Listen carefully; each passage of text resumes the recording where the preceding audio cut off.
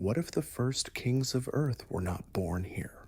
Not in myth, not in metaphor, but in the coded language of clay tablets that predate the written word as we understand it. Tablets that do not describe gods, but administrators. Beings with lifespans measured not in decades, but in tens of thousands of years. Rulers who did not inherit thrones, they engineered them. Before we begin, tell me in the comments where you are listening from and what time it is there. Are you alone? Is it night? Good. There is a list.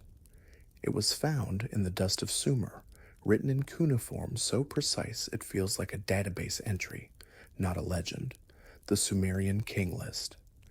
And it does something no ancient document should do. It divides history into two eras, before the flood and after. Before the flood, kings reigned for 43,200 years. After, lifespans collapsed to normal human limits, not as poetry, not as exaggeration, as arithmetic.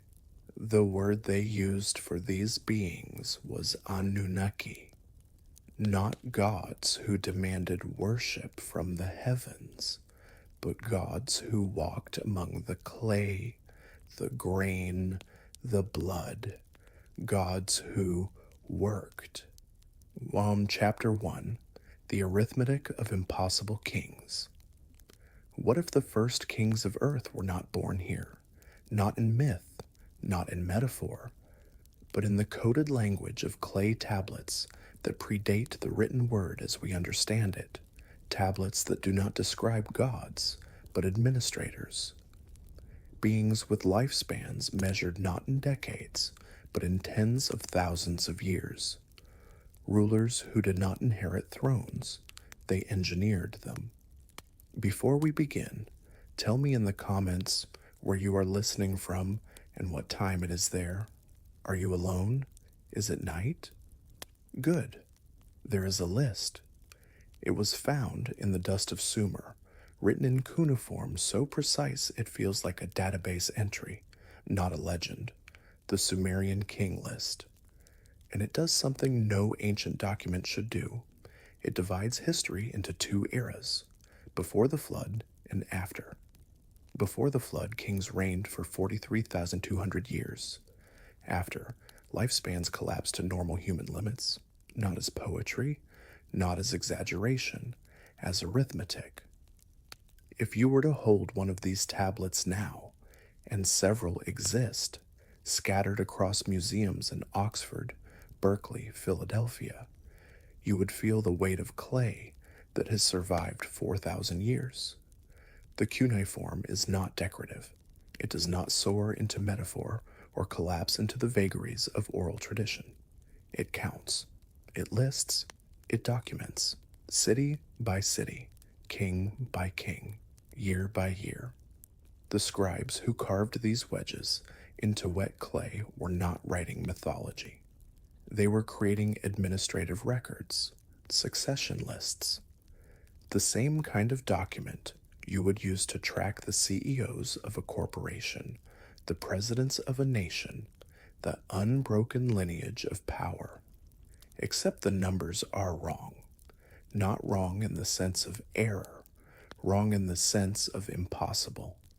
Let me read you the opening lines of the Sumerian King List, translated from the Weld Blundell Prism, the most complete version we possess. After the kingship descended from heaven, the kingship was in Eridug. In Eridug, Alalim became king. He ruled for 28,800 years.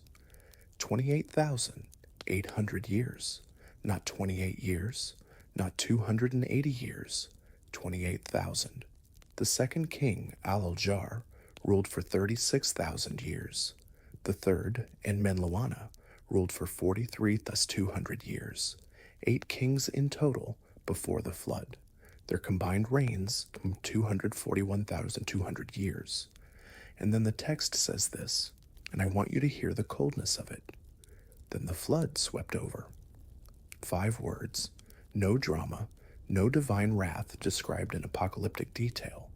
just a statement of fact, the way you might write, then the company restructured, or then the administration changed. And after the flood, the first king of the new era, Jushur of Kish, ruled for 1,200 years, still impossibly long by our standards, but a collapse. A 96% reduction in lifespan from the pre-flood kings. By the time you reach the kings, we can archaeologically verify. Gilgamesh, for instance, the reigns have normalized. 126 years, 30 years, 11 years, human lifespans. Here's what you are not supposed to ask.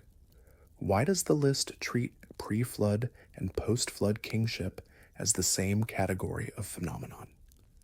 If the 28,800-year reigns were mythology, why didn't the scribes start the list after the flood, where the numbers become believable? Why include the impossible kings at all? Because to the Sumerians, they were not impossible, they were memory. Modern archaeology has a term for the pre-flood section of the King List, mythological. The post-flood section is called historical. The line between the two is drawn at the flood, as if the water washed away not just civilizations, but the rules of reality itself. But the Sumerians did not draw that line. To them, Alulim was as real as Gilgamesh. The pre-flood city of Eridu was as real as the post-flood city of Uruk. The only difference was time. Not the kind of time, just the amount of it. And there is something else, something that makes the skin on the back of your neck tighten when you read the king list carefully. The names of the pre-flood kings are not Sumerian. They are older. Alulim, Alaljar, and Menluana. These names do not follow Sumerian linguistic patterns. They feel borrowed, inherited, as if the Sumerians themselves were copying from an earlier source, a source they did not fully understand, but treated with absolute reverence. The King List is not a Sumerian invention. It is a Sumerian translation. Let me take you to the place where these tablets were found. Close your eyes. Imagine the city of Nippur, south of modern Baghdad, in the year 1893. The archaeologist Hermann Hilprecht is excavating the temple complex, and his workers uncover a room filled with clay tablets, thousands of them, an archive. The air smells of dust and bitumen. The tablets are stacked in rows, deliberate, organized.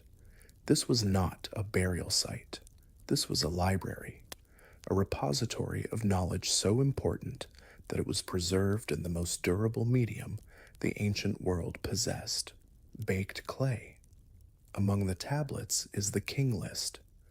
Hilprecht does not understand what he has found, not yet.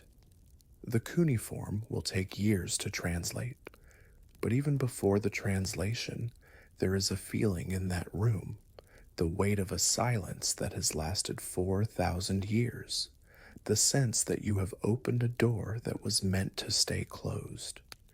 Because the King List was not written for us, it was written for them, for the Sumerians who needed to remember the names of their kings, for the Akkadians who conquered Sumer and copied the list into their own language, for the Babylonians who came after, and the Assyrians who came after them. Every civilization that rose in Mesopotamia copied the King List, not because it was a good story, because it was true. Now, let's address the obvious objection, the one that modern scholarship uses to dismiss the King List as mythology. Those lifespans are biologically impossible. Therefore, the document is not historical. Fair enough. But consider this.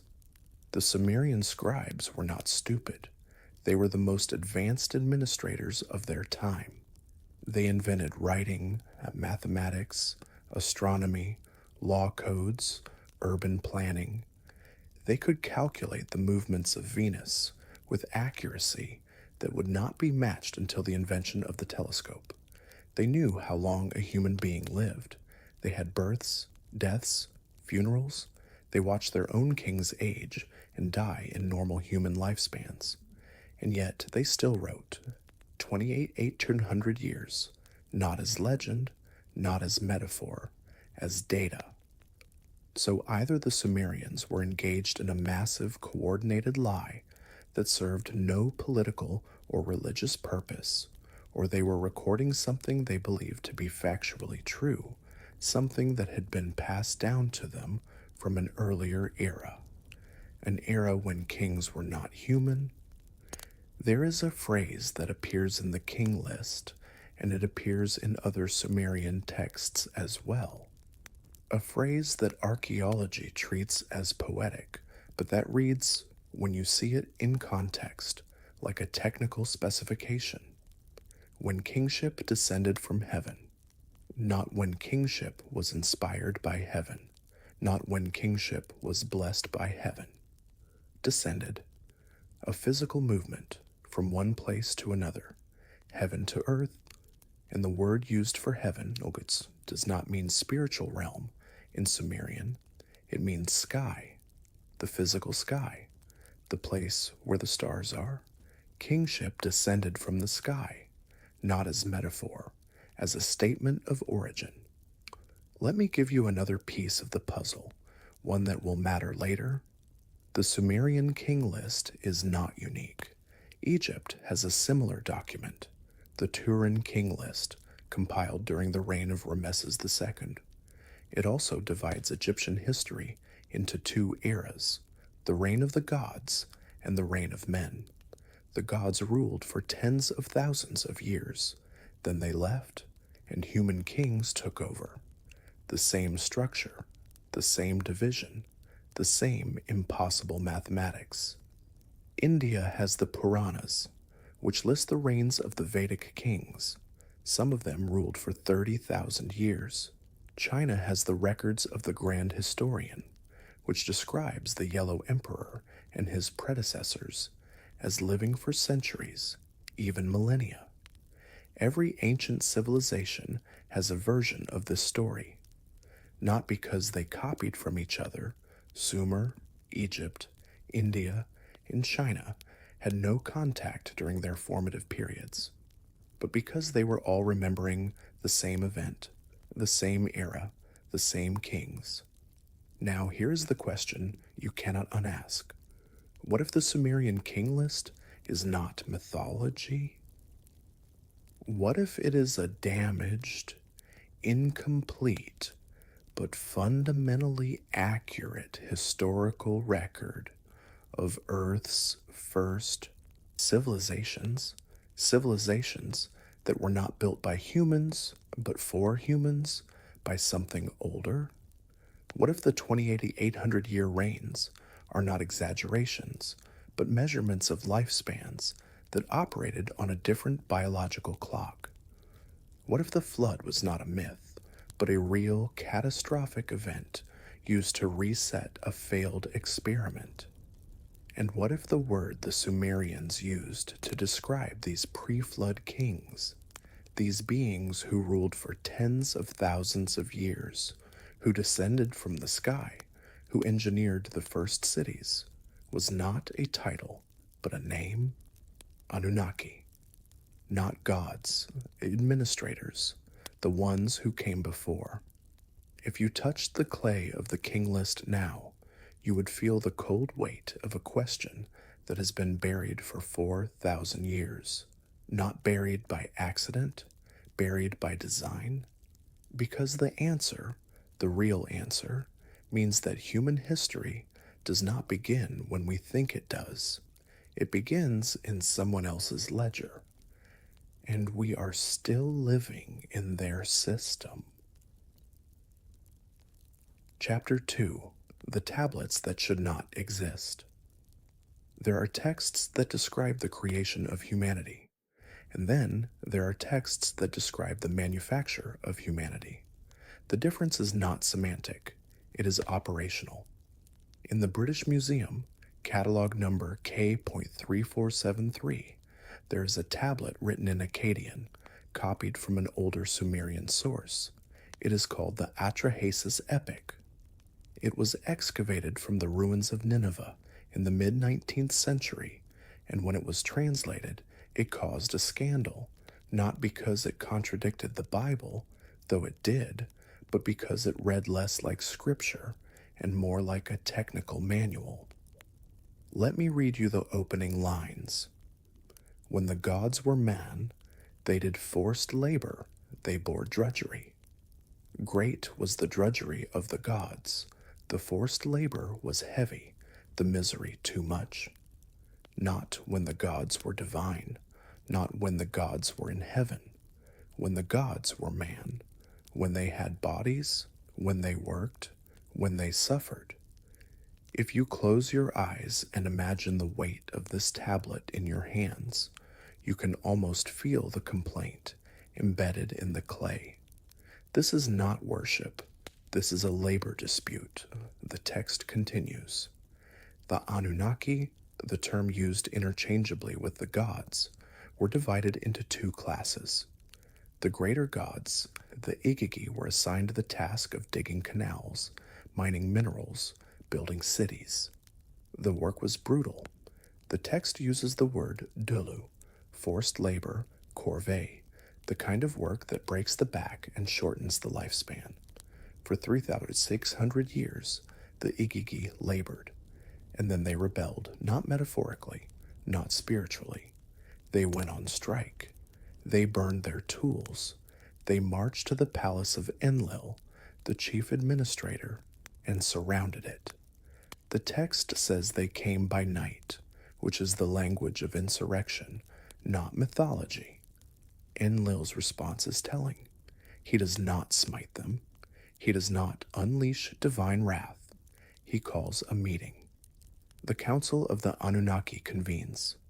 Enlil is furious, not because the workers are rebelling, but because his authority has been questioned. Anu, the supreme leader, is more pragmatic. He asks, what are we accusing them of? Their forced labor was heavy, their misery too much. And then Enki, the chief scientist, the engineer, the problem solver, speaks. He says, let the birth goddess create offspring. Let man bear the drudgery of the gods. Not let us inspire man. Not let us bless man with consciousness. Let man bear the drudgery. The solution to the labor crisis is not better working conditions. It is the creation of a slave species.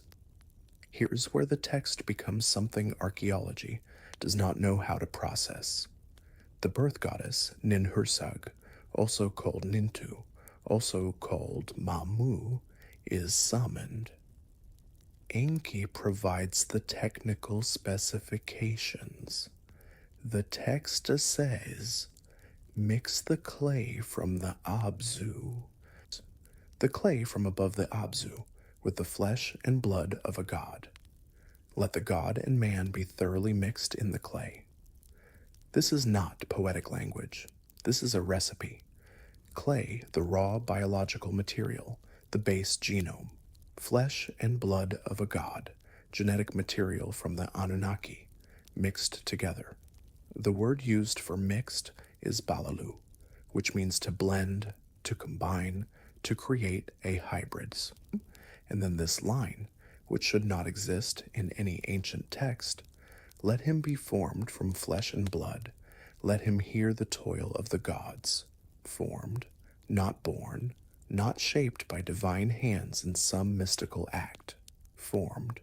The word is Banu, which in Akkadian means to build, to construct, to manufacture. The being they create is called Lulu, primitive worker. The text is explicit. The Lulu is not designed for consciousness. It is designed for labor. It has strength, endurance, the ability to follow commands. But it is Amalu, Mute, unthinking, a biological machine. 14 Lulus are created in the first batch, 7 male, 7 female. They are placed in the Abzu, the agricultural zone, the marshlands of southern Mesopotamia, and set to work. And for a time, it works. The Anunnaki are freed from labor. The Lulus dig the canals, plant the grain, mine the copper. The system is functional, but then something happens. The Lulus begin to die, not from overwork, from infertility. They cannot reproduce. The text does not explain why, but the implication is clear. The genetic hybrid is unstable. The Lulus are sterile, like mules, like ligers, like any cross-species hybrid that is viable but not sustainable. The Anunnaki have created a workforce that requires constant replenishment, and Enki, the engineer, realizes the design flaw. So he conducts a second experiment. This time, the text says, Enki takes the Lulu and improves it. The word is shutabalu, which means to make fit, to refine, to upgrade. He gives it uznu, the inner ear, the organ of understanding, and temu, reason, intellect, the capacity for abstract thought. The improved Lulu is called Awilu, civilized man, us. Now let me be very clear about what this text is describing. It is not describing divine inspiration. It is not describing ensoulment. It is describing a two-stage genetic engineering process. Stage 1. Create a primitive worker from a hybrid of terrestrial biology, the clay, the indigenous hominid, and Anunnaki genetics, the flesh and blood of a god. Stage 2. Modify the primitive worker to include higher cognitive functions, not for its own benefit, but because intelligent slaves are more useful than mindless ones. The Atrahasis epic is not a creation myth. It is a project report. But here's where it gets worse. The text says that Enki's upgrade was unauthorized. Enlil, the administrator, did not approve the modification. When he discovers that the Lulus have been given Uznu and Temu, when he discovers that they can now think, he is enraged, not because they are imperfect, because they are too perfect. The text records his words. What have we done? We have made them in our likeness. Not in the image of. In our likeness? The word is salmu, which means copy, duplicate, replica. Enlil realizes what Enki has done. He has created a species that is genetically similar enough to the Anunnaki that it can interbreed with them. And this, the text makes clear, is a violation of protocol. If you were to read the Atrahasis epic alongside the book of Genesis, you would notice something unsettling. Genesis 6:1-4 says, "When human beings began to multiply on the face of the ground, and daughters were born to them, the sons of God saw that they were fair, and they took wives for themselves of all that they chose." The sons of God. In Hebrew, B'nai Elohim. In Sumerian, Dingir, which is the same word used for the Anunnaki. The sons of the Anunnaki saw that human women were fertile, and they interbred. The offspring were called Nephilim. In Hebrew, Nephilim means the fallen ones. In Sumerian, the equivalent term is Anana, which means those who descended. The same story, the same genetic contamination. Now here's the part that archaeology cannot explain. The Atrahasis epic is not a unique text. It exists in multiple copies, from multiple cities, across multiple centuries. The earliest version dates to the Old Babylonian period, around 1800 BCE. But the colophons, the scribal notes at the end of the tablets, indicate that the Babylonian version was copied from an older Sumerian source, a source we have not found. And the Sumerian version, in turn, contains linguistic elements that predate Sumerian itself, words that do not belong to any known language family, technical terms that survived translation because no one knew what else to call them. This is what linguists call a substrate language, a language that existed before the known languages of a region and that left traces, like fossils, in the grammar and vocabulary of the later tongues. The Atrahasis epic is not a Sumerian composition. It is a Sumerian copy of a pre-Sumerian text. And that text was not mythology. It was documentation. Let me take you to another tablet. This one is called the Eridu Genesis, and it is older than the Atrahasis epic. It was found in Nippur, in the same archive as the Sumerian King List, and it describes the same events from a different perspective. The Eridu Genesis says, after Anu, Enlil, Enki, and Ninhursag had fashioned the black-headed people, they made animals multiply everywhere. They founded the 5 cities in pure places. The black-headed people. That is what the Sumerians called themselves, the Saggiga, the black-headed ones. And the text says they were fashioned, not born, not evolved. Fashioned. The 5 cities are named Eridu, Bad Tibira, Larak, Sisipur, Shurapak. These are the pre-flood cities, the cities where the impossible kings ruled for tens of thousands of years, the cities that, according to the King List, existed before the flood swept over. And here is the archaeological problem. We have found them, not all of them, but enough. Eridu has been excavated. The earliest levels date to 5400 BCE, which makes it one of the oldest cities on Earth. But the architecture is advanced. There is no gradual progression from mud huts to monumental buildings.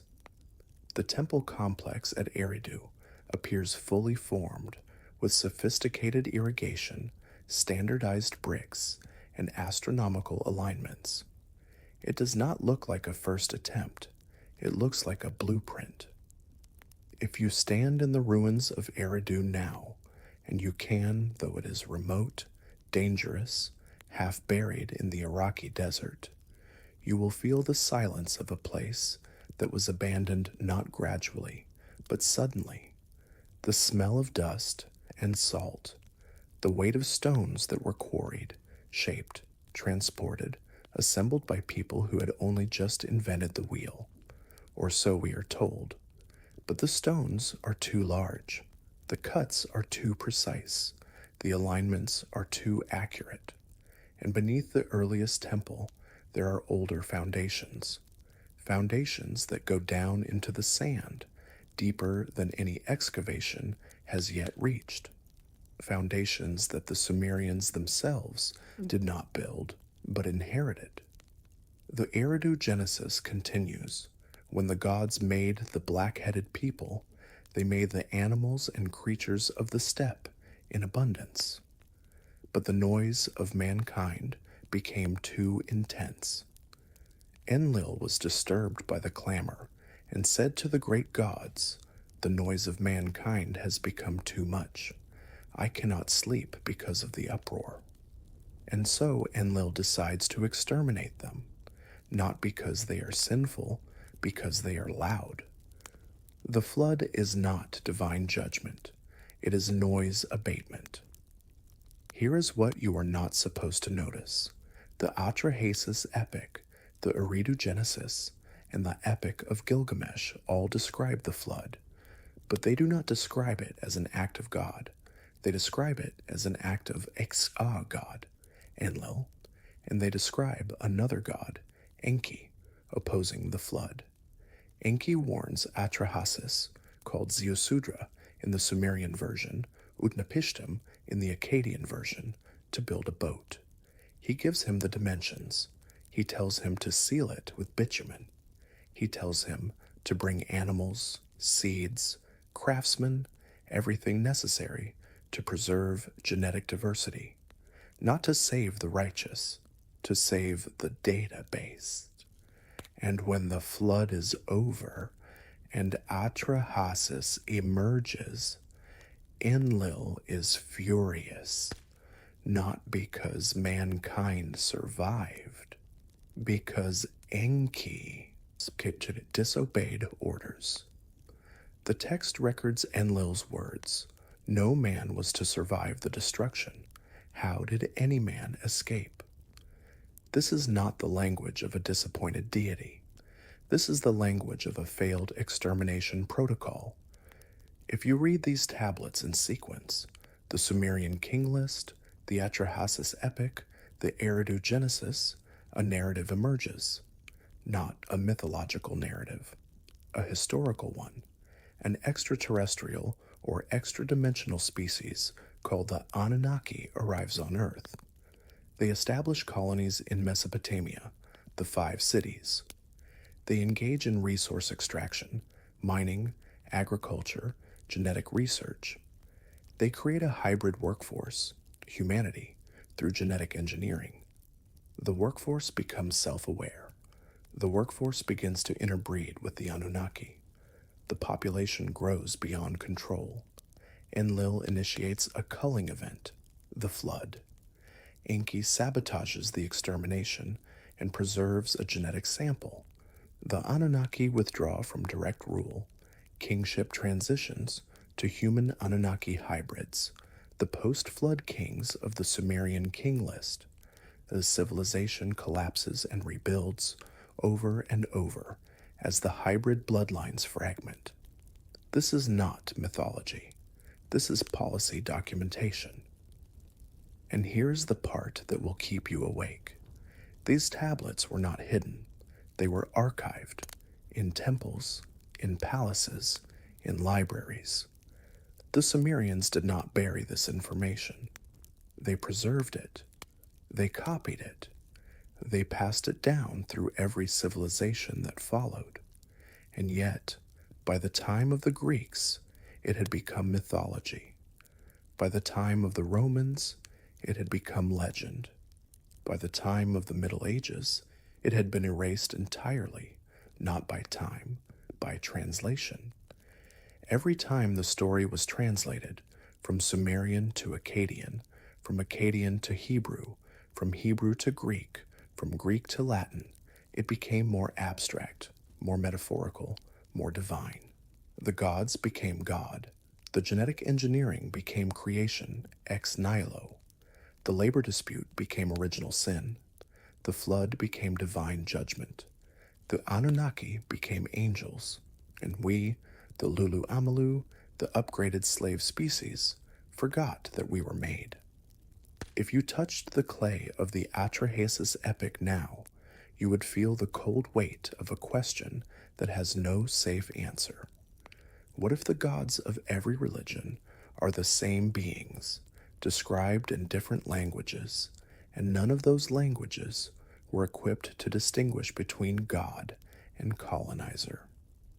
What if Genesis is not a moral story, but a redacted project file?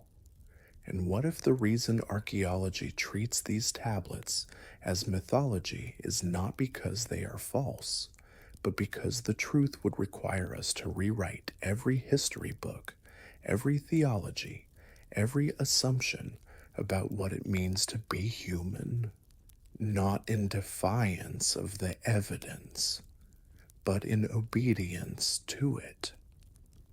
Chapter 3, Kingship Descends from Heaven. There is a phrase that appears in the Sumerian King List, and it appears only once, at the very beginning. After kingship descended from heaven, the kingship was in Eridu, not emerged, not began, descended, a physical movement from one place to another, from heaven to earth. And the word for heaven does not mean paradise. It does not mean the realm of spirit. In Sumerian, it means sky, the literal physical sky, the place where birds fly, the place where the stars burn. Kingship descended from the sky, not as metaphor, as coordinates? If you close your eyes and try to imagine what that phrase meant to a Sumerian scribe in 2100 BCE, you have to strip away 4,000 years of theological reinterpretation. You have to hear it the way they heard it, as a statement of fact. Kingship, the entire system of governance, administration, law, hierarchy, did not evolve organically from tribal councils or warrior chieftains. It arrived, fully formed, complete, operational. And it arrived in Eridu, the first city, the city that should not exist, the city whose temple foundations go deeper than any excavation has reached, the city where Alulim, the first king, ruled for 28,800 years. Let me take you to another text. This one is called the Enuma Elish, the Babylonian creation epic. It was recited every year during the Akitu festival, the New Year ceremony, in front of the statue of Marduk, the patron god of Babylon. But the Enuma Elish is not a Babylonian original. It is a Babylonian edit of a much older Sumerian story. And in that story, there is a line that modern translations render as, "When the gods divided the universe among themselves." But the Akkadian verb is zazu, which does not mean divided in a mystical sense. It means allocated, partitioned, distributed according to jurisdiction. The gods did not spiritually contemplate the cosmos. They held a zoning meeting.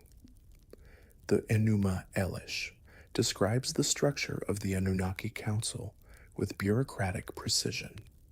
Anu is the supreme authority, not because he is the most powerful, but because he holds the Tablet of Destinies, the document that grants legal authority. When the tablet is stolen later in the epic, Anu loses his power, not his strength. His legitimacy? This is not theology. This is contract law. Enlil is assigned jurisdiction over Earth's surface, the atmosphere, the land, the management of resources and labor. Enki is assigned the Abzu, the subterranean waters, the marshlands, the zones of biological experimentation and genetic engineering. Ninhursag oversees reproduction, gestation, birth, what we would call bioethics.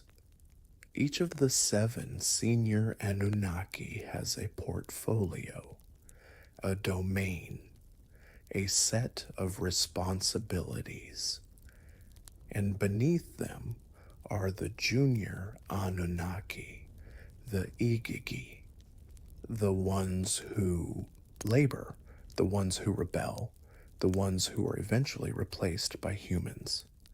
This is not a pantheon. This is an org chart, sis. Now here is where the archaeology becomes uncomfortable. The Sumerians did not invent civilization.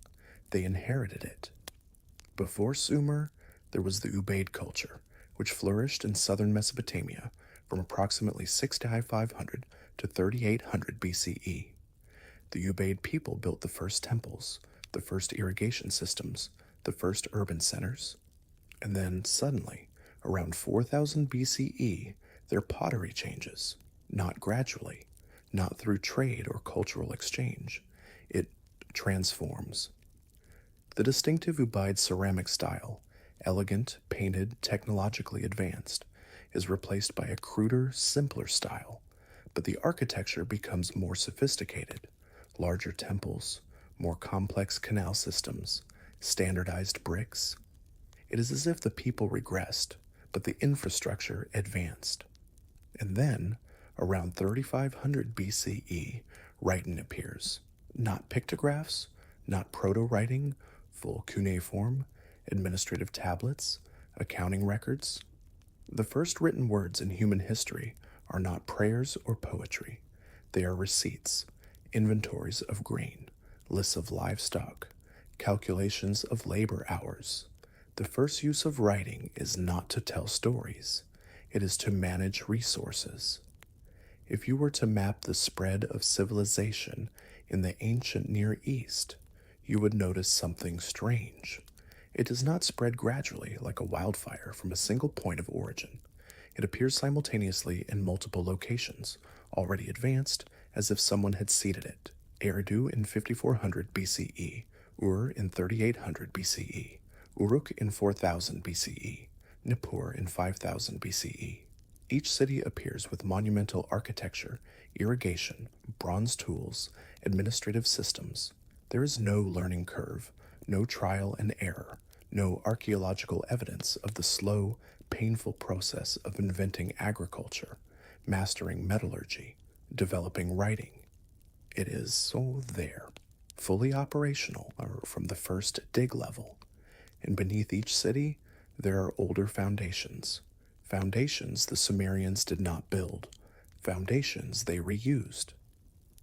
Let me read you another line from the Sumerian King List, one that appears after the flood. After the flood had swept over, and kingship had descended from heaven once more, kingship was in Kish. Once more, kingship descends from heaven twice in the King List, once before the flood, once after. This is not poetic repetition. This is documentation of two separate events, two arrivals, two interventions.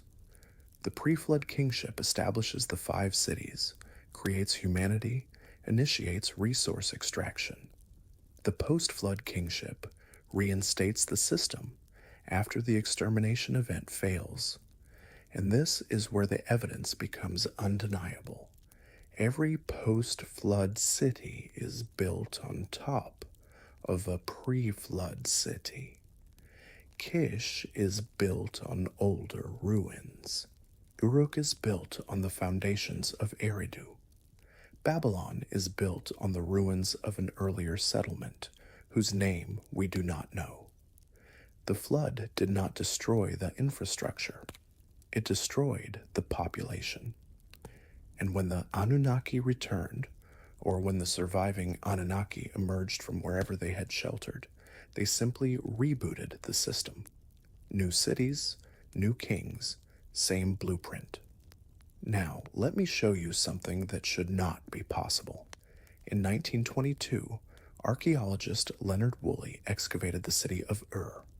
He dug down through the occupation layers: Islamic period, Persian period, Neo-Babylonian, Old Babylonian, Akkadian, Early Dynastic, Uruk period, Ubaid periods, and then, beneath the Ubaid period, he found a layer of clean, water-deposited silt, 11 feet thick, no pottery, no tools, no human remains, just silt.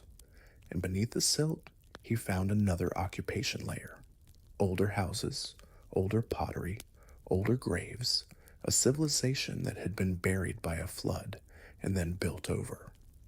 Woolley called this the flood stratum. The press went wild.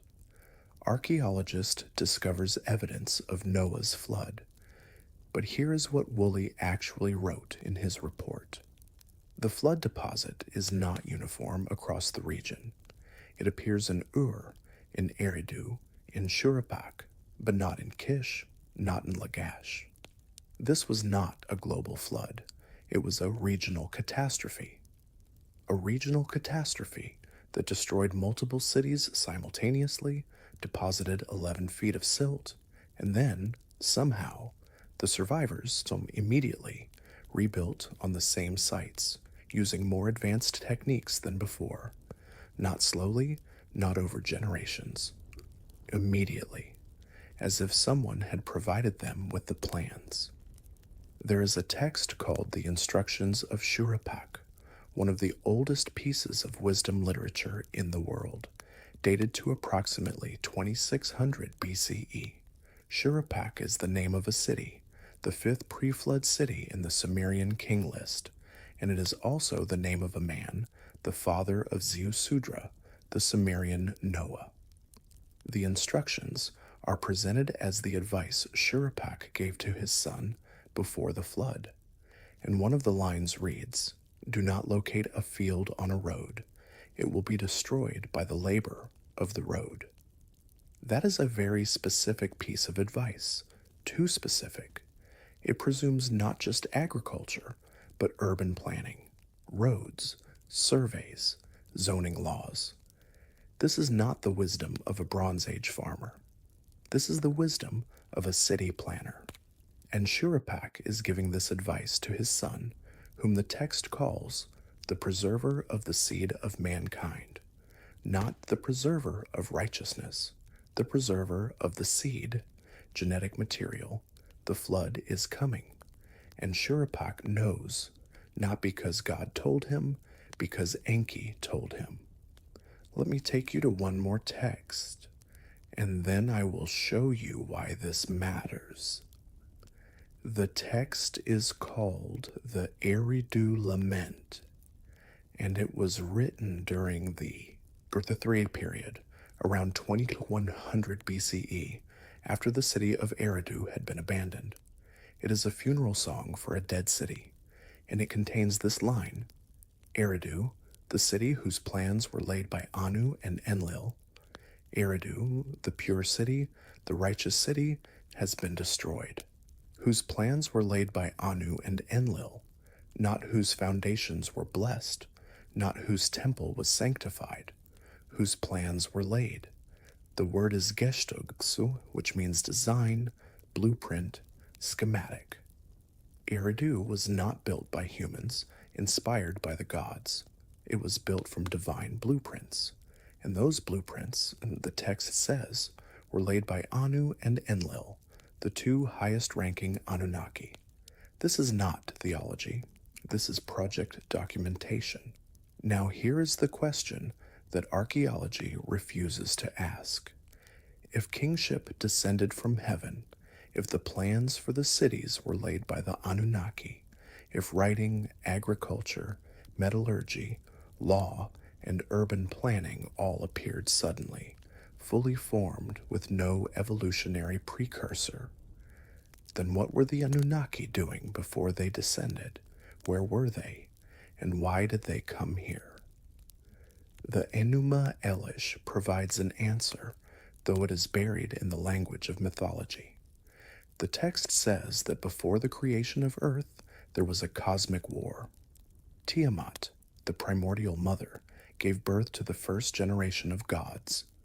But the gods were chaotic, noisy, disruptive. Tiamat's consort, Apsu, could not sleep because of the clamor. So Apsu decided to destroy them. But Enki discovered the plot and killed Apsu first. Tiamat, enraged, created an army of monsters to avenge her consort. The gods panicked. None of them could defeat Tiamat. So they turned to Marduk, the youngest god, the strongest, the most ambitious.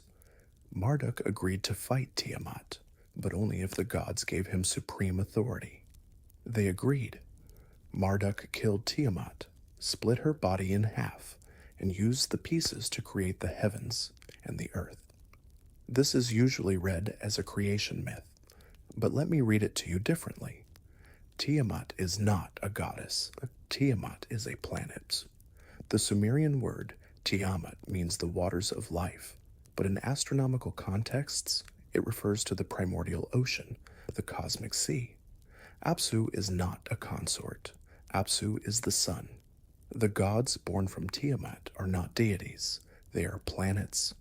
The text is describing the solar system, and the cosmic war is not a mythological conflict. It is a planetary catastrophe. There is a theory proposed by astronomers Tom Van Flandern and Robert Harrington called the exploded planet hypothesis. It posits that there was once a planet between Mars and Jupiter, where the asteroid belt now exists, that was destroyed by a massive collision or internal instability. The debris from this planet formed the asteroid belt, and fragments of it were ejected into the inner solar system, causing bombardment events on Earth, Mars, and the Moon. This is not fringe science.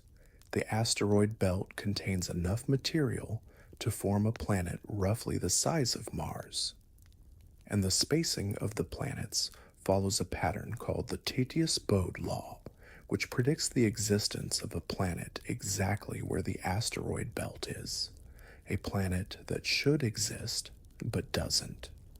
Now, here is where it gets strange. The Sumerians called this missing planet Tiamat, and they said it was destroyed by Marduk, who in astronomical contexts is identified with the planet Jupiter. Jupiter, the largest planet, the gravitational king of the solar system, the planet whose gravity could destabilize another planet's orbit. If the Enuma Elish is not mythology, but a memory of a cosmic event witnessed or recorded by an advanced civilization, then the Anunnaki were not gods. They were survivors of a planetary catastrophe, refugees, and Earth was not their home. It was their colony. Let me show you one more piece of the puzzle. The Sumerian word for heaven, An, is the same word used for sky, but it is also the name of the supreme deity, Anu. Anu does not live on Earth. He lives in An, in the sky, in heaven, in space. And when the Anunnaki need to consult Anu, the texts say they ascend to heaven or descend from heaven, not mystically, physically. The Anunnaki are described as traveling between Earth and Huetsun, and the vehicle they use is called a mu.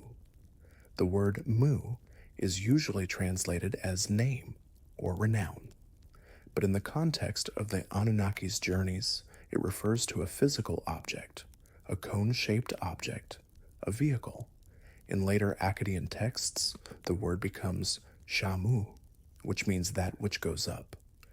The Anunnaki travel between earth and heaven in that which goes up, not chariots, not clouds. Rockets?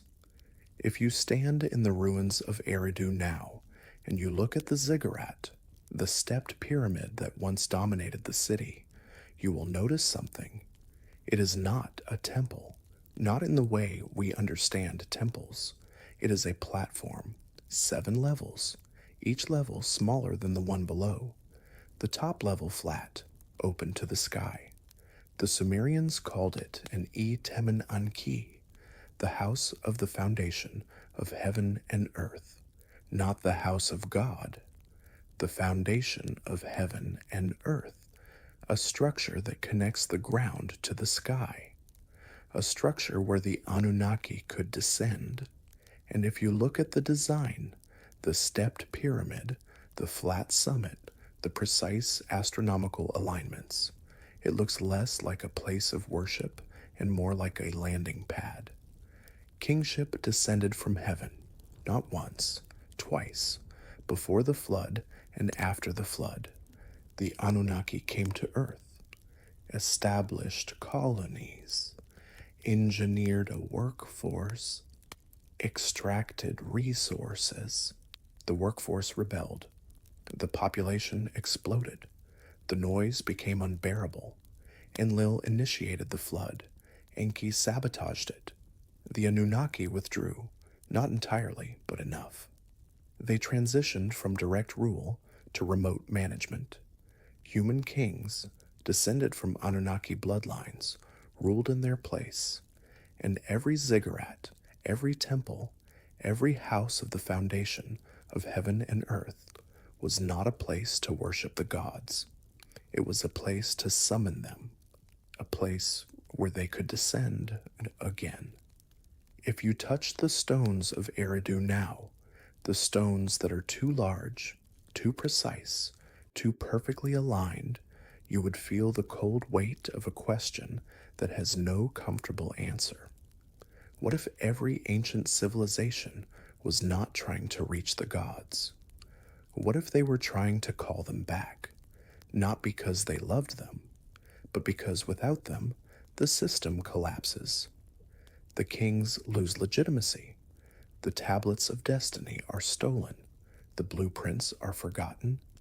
And humanity, the Lulu Amalu, the upgraded slave species, is left alone in a world it did not build, with tools it does not understand, following instructions it can no longer read. Kingship descended from heaven, and we are still waiting for it to descend again. Chapter 4: The Seven Who Decree Fate. There is a phrase that appears throughout Sumerian literature, carved into clay, repeated in hymns, whispered in incantations: the seven who decree fate. Not the seven who influence fate, not the seven who interpret fate. Decree. The word is namtar, which in Sumerian means to cut the destiny, the way you would cut a contract, finalize a transaction, issue a binding legal judgment. The seven Anunnaki who sit in council do not pray for outcomes. They decide them, and their decisions are not suggestions. They are law. If you close your eyes and try to imagine this council, strip away the incense and the mythology. Do not picture gods on clouds. Picture a boardroom, 7 chairs, 7 portfolios, 7 administrators managing a planetary operation. Anu at the head, the supreme authority, the one who holds the tablet of destinies, the document that grants legitimacy, that encodes the hierarchy, that contains the operational protocols.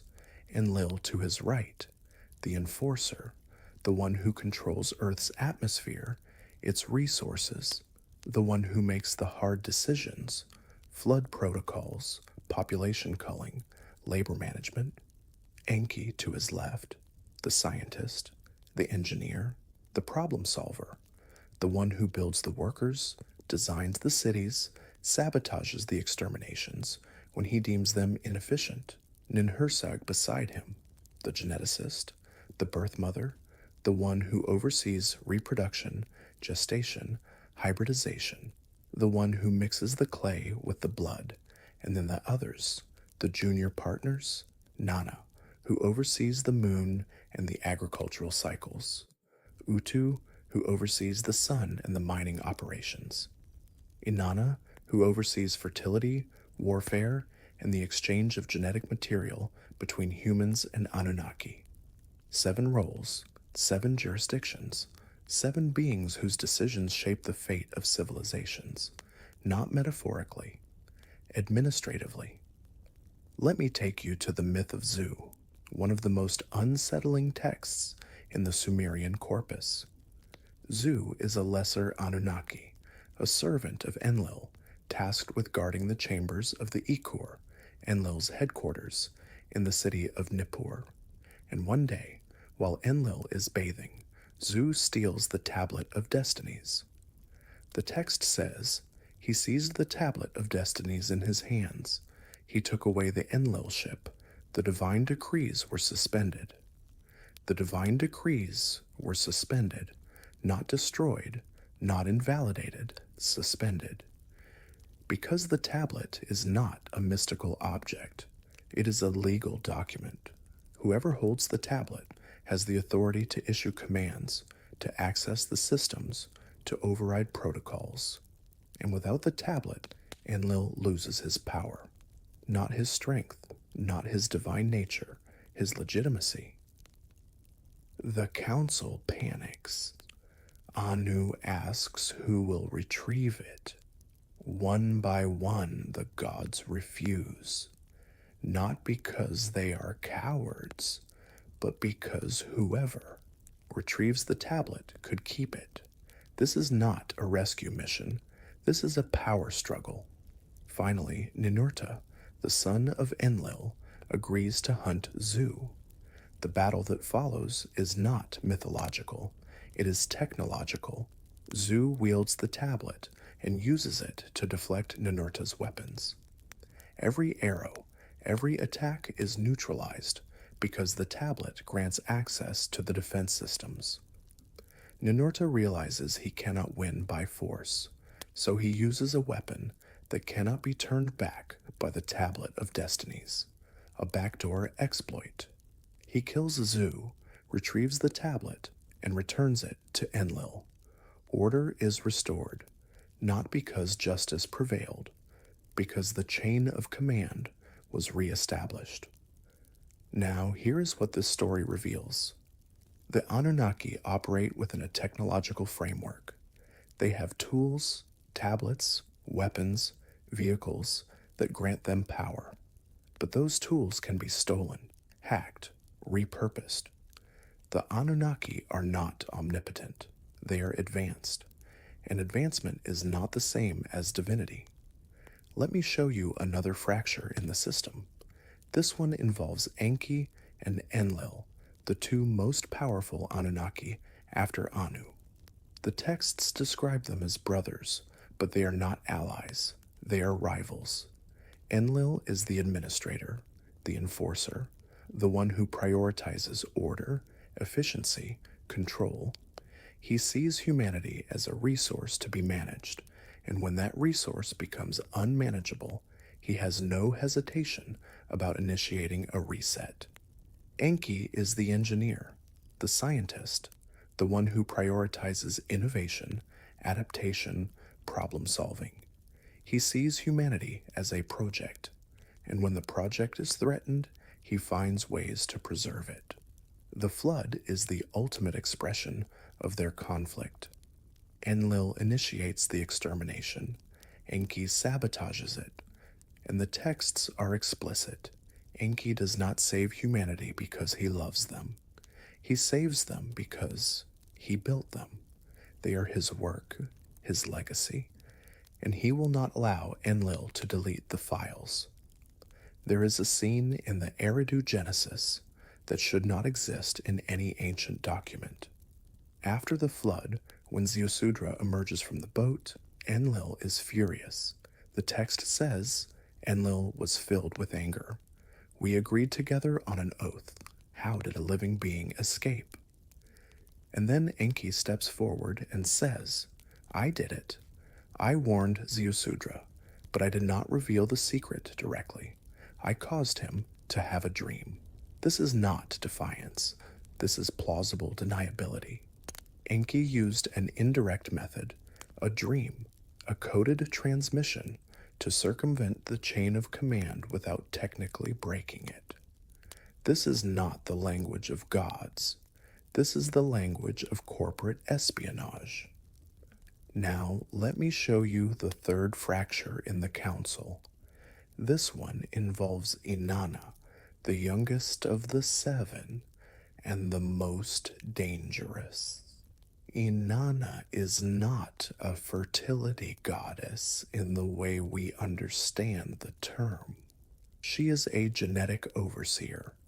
Her role is to manage the hybridization process, the interbreeding between Anunnaki and humans that produces the Nephilim, the giant kings, the royal bloodlines.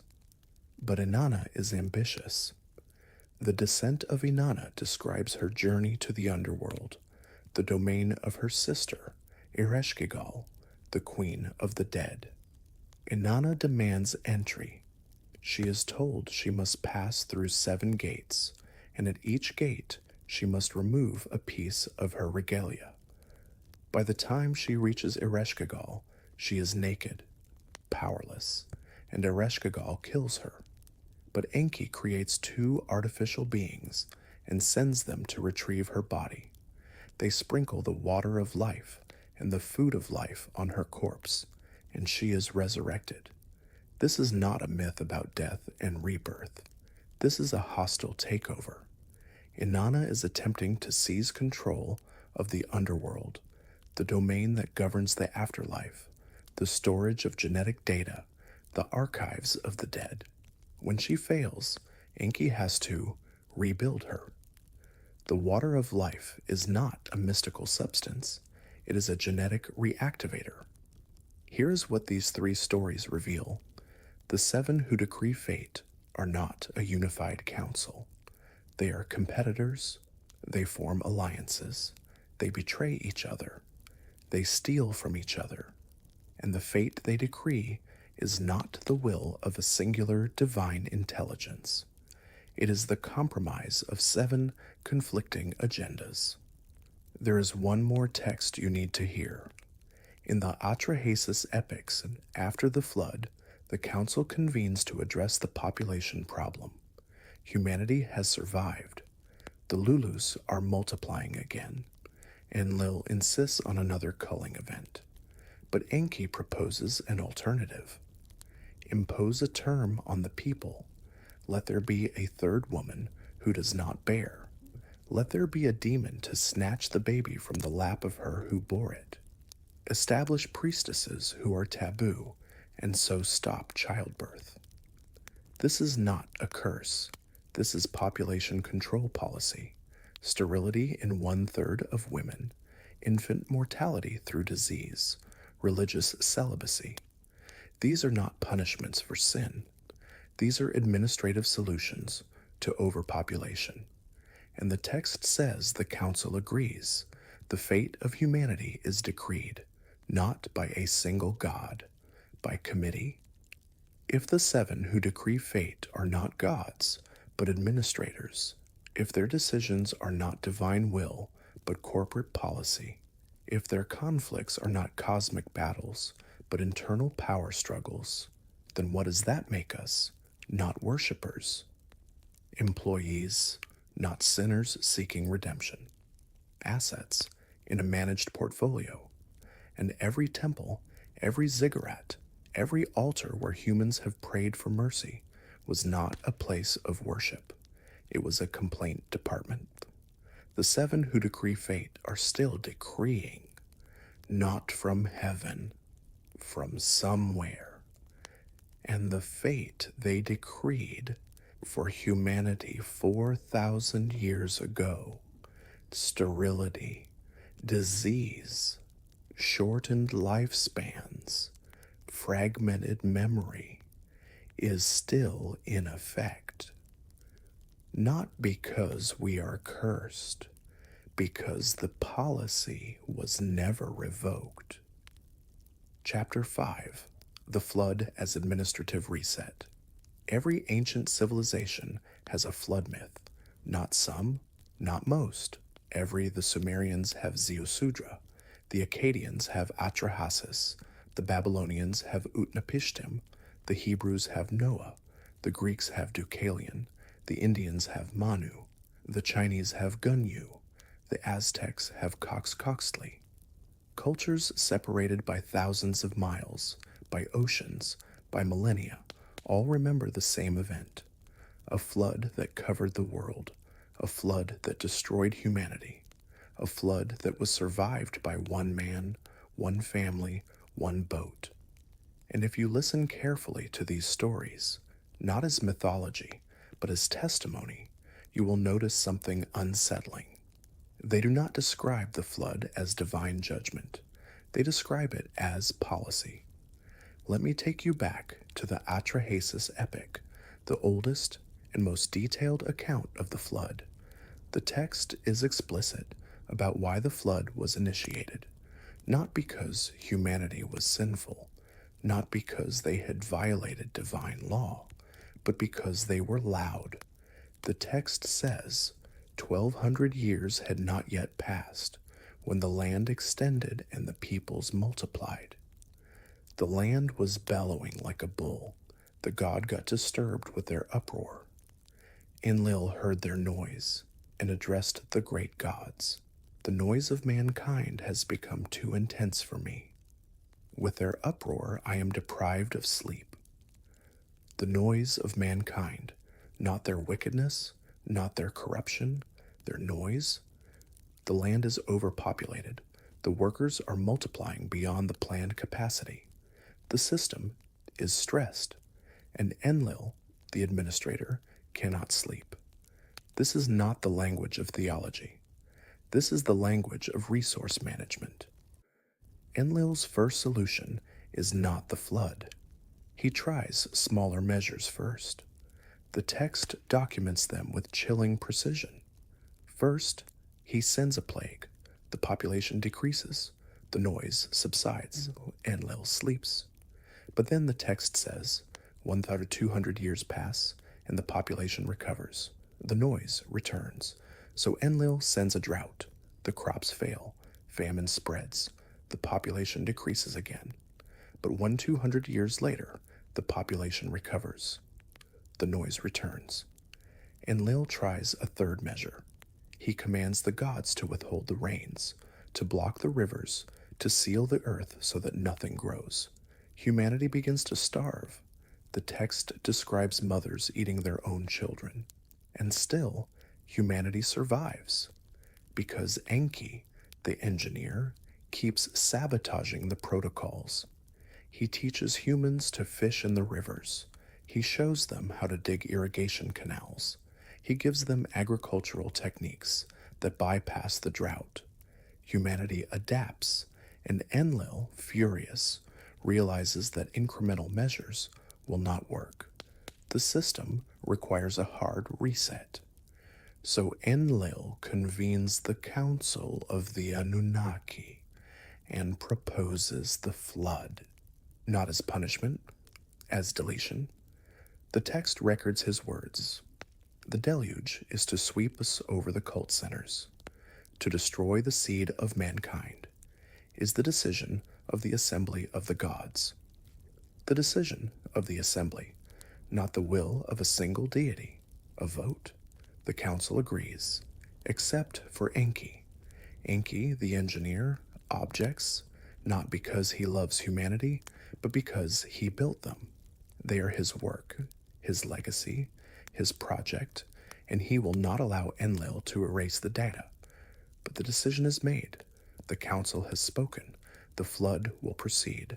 And Enki is bound by the oath of the assembly not to directly warn any human.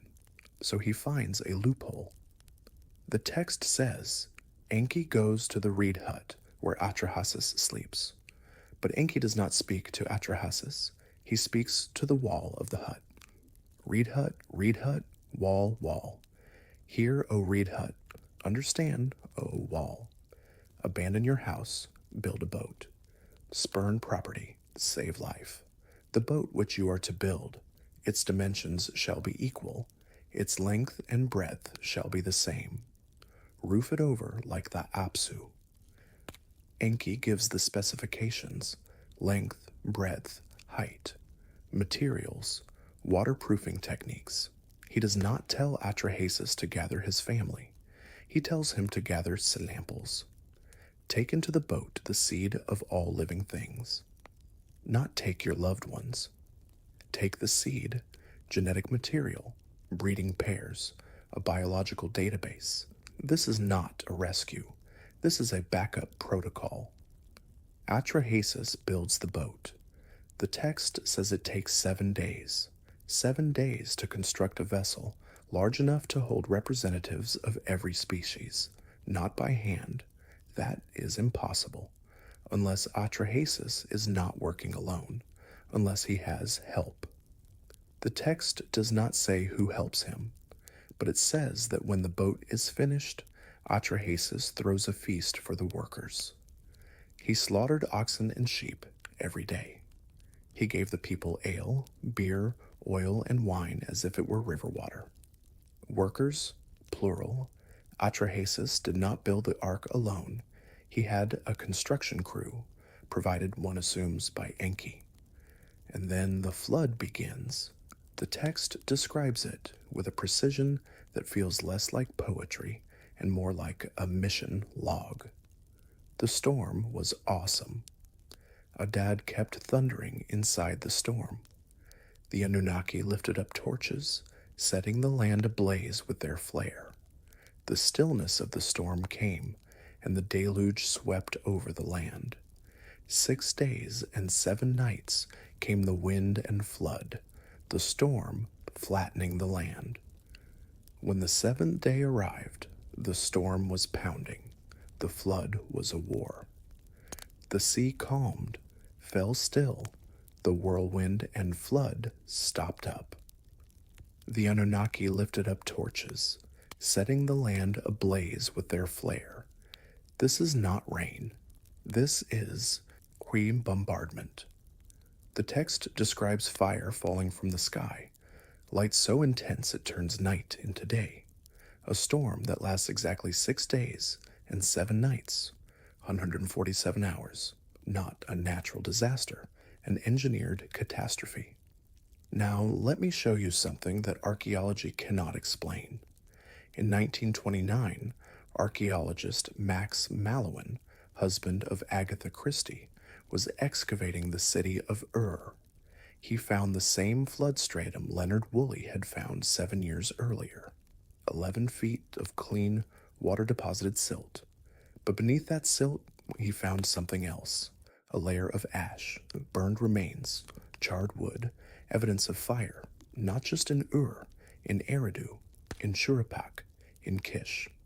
Every pre-flood city shows the same pattern, a layer of ash, then a layer of silt, then new construction, fire, then water, then rebuilding, not gradually, not over centuries. Simultaneously, as if someone had burned the cities first, then flooded them to ensure nothing survived, not a natural disaster, a sterilization protocol. The Atrahasis epic continues. After the flood, Atrahasis emerges from the boat. He makes a sacrifice, burns meat, pours beer and wine. And the text says, the gods smelled the savor. The gods gathered like flies over the sacrifice, like flies, not descended in glory, not arrived in majesty. Like flies. The Anunnaki are starving. Because the flood did not just destroy humanity, it destroyed the food supply. The workers who grew the grain, tended the cattle, maintained the irrigation systems, gone. The Anunnaki, who had become dependent on human labor, suddenly have no one to feed them. The text says Enlil arrives and sees the boat. He sees the survivors, and he is enraged. How did a living being escape? No man was to survive the destruction. But Anu, the supreme authority, the one who holds the tablet of destinies, intervenes. He looks at Enlil and says, who else but Enki would do this thing? It is Enki who knows every kind of understanding. Enki steps forward, and instead of apologizing, he lectures. Enlil, punish the one who transgressed, but do not allow total destruction. Instead of your bringing on the deluge, would that a lion had appeared to diminish the people? Instead of your bringing on the deluge, would that a wolf had appeared to diminish the people?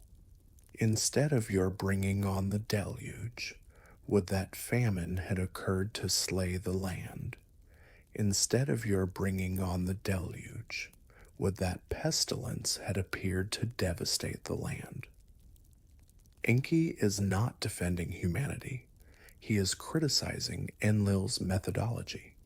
The flood was inefficient. It destroyed the infrastructure. It eliminated the workforce. There were better options: targeted population reduction, controlled famines, localized plagues, methods that would preserve the system while reducing the population. Not mercy. Optimization. And then the council makes a decision. They will not exterminate humanity again, but they will modify the parameters. Enki proposes the solution I told you about in the last chapter: sterility in 1/3 of women, infant mortality through disease, religious celibacy, shortened lifespans. The text says, let there be a third woman among the people, a woman who bears, and a woman who does not bear. Let the death demon snatch the baby from the lap of the one who bore it. The post-flood world is not a restoration. It is a redesign. Humanity 2.0. Same genetic base, but with population control mechanisms built in, not as punishment, as policy. If you look at the archaeological record, you will see the evidence of this reset.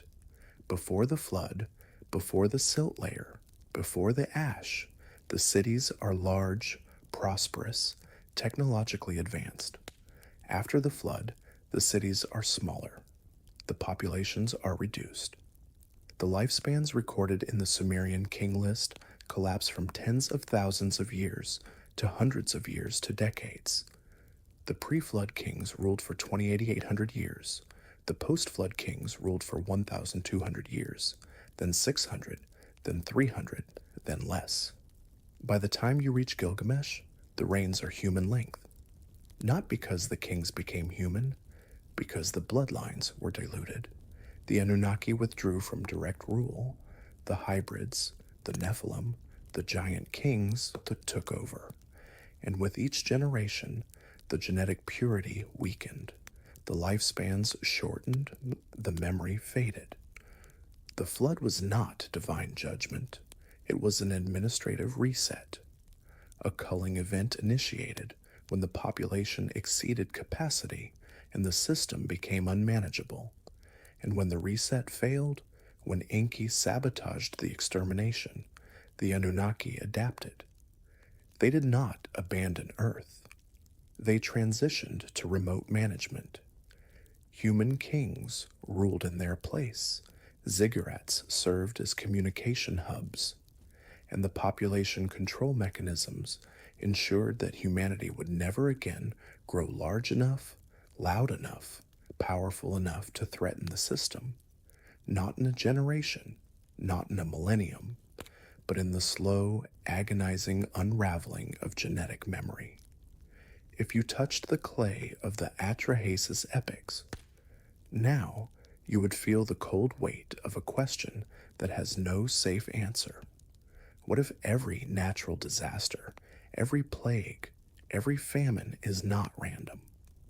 What if the system is still running? What if the population control protocols decreed after the flood are still active? And what if the next reset is not a myth, but a scheduled event? Chapter 6: The Genetic Evidence We Ignore. There is a woman who never lived. She exists only in mathematics, in probability curves, in the analysis of mitochondrial DNA extracted from thousands of tissue samples across every continent. Scientists call her mitochondrial Eve. She is not the first woman. She is not the only woman of her time.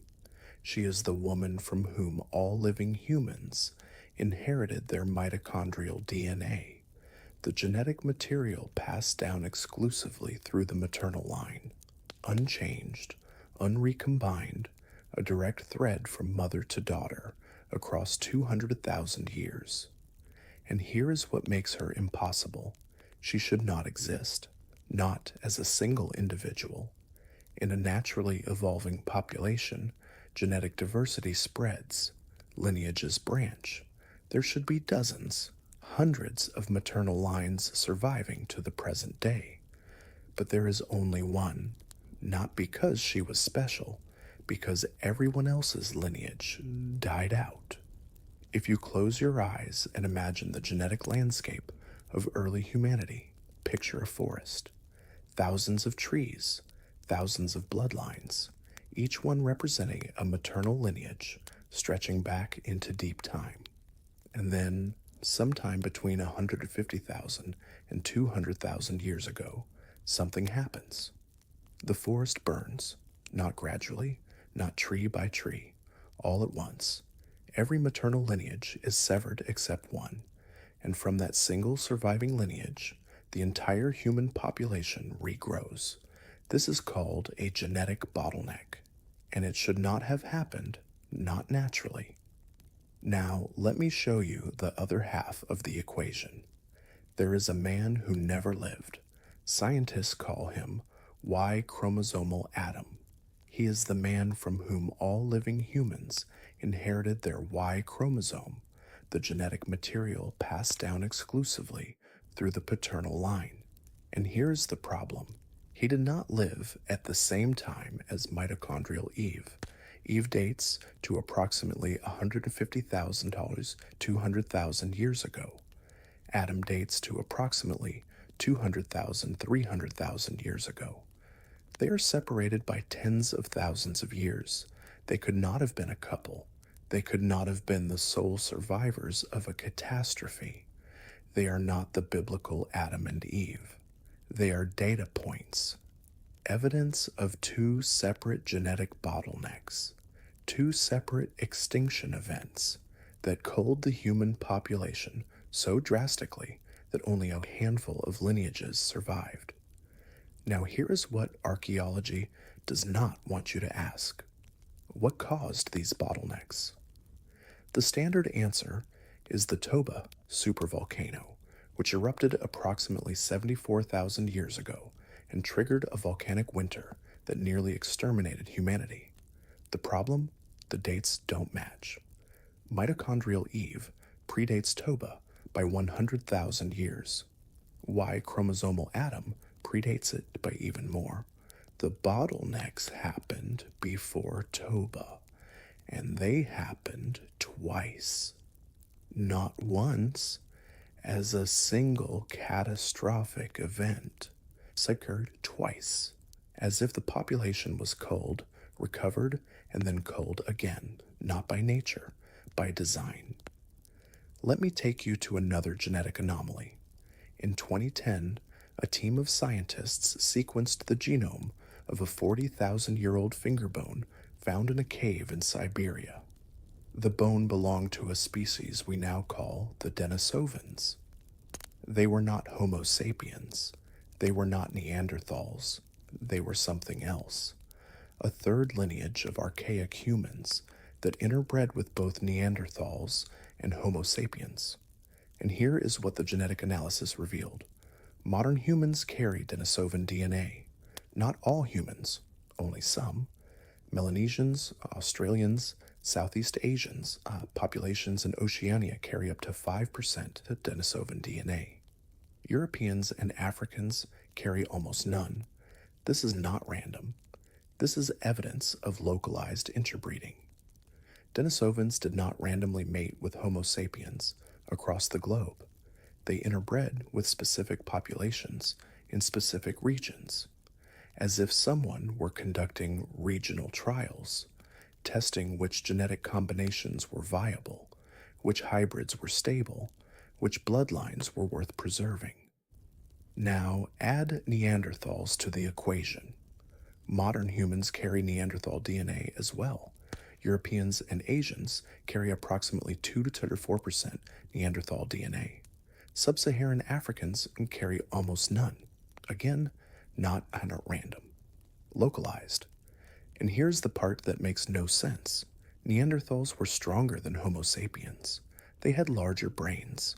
They survived ice ages. They thrived in Europe for 300,000 years. And then, around 40,000 years ago, they vanished. Not gradually, not through competition.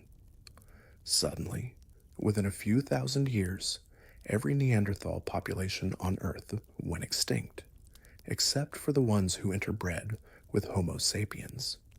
Their DNA survived in us. If you were a geneticist examining this data without any archaeological context, you would conclude Homo sapiens did not outcompete Neanderthals and Denisovans. Homo sapiens absorbed them through interbreeding, through hybridization, through the deliberate integration of their genetic material into the Homo sapiens genome. This is not evolution. This is genetic engineering. Now, let me show you the most unsettling piece of evidence. In 2015, scientists discovered that modern humans carry genetic material that does not come from Neanderthals or Denisovans. It comes from an unknown archaic hominin.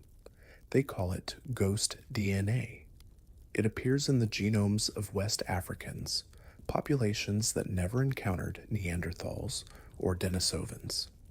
The genetic signatures suggest this ghost species interbred with Homo sapiens approximately 50,000 years ago. But we have no fossils, no bones, no archaeological evidence that this species ever existed, only the DNA, as if someone took genetic material from a species we have never found and inserted it into the human genome, not through natural interbreeding, through intervention. Let me take you back to the Atrahasis epic.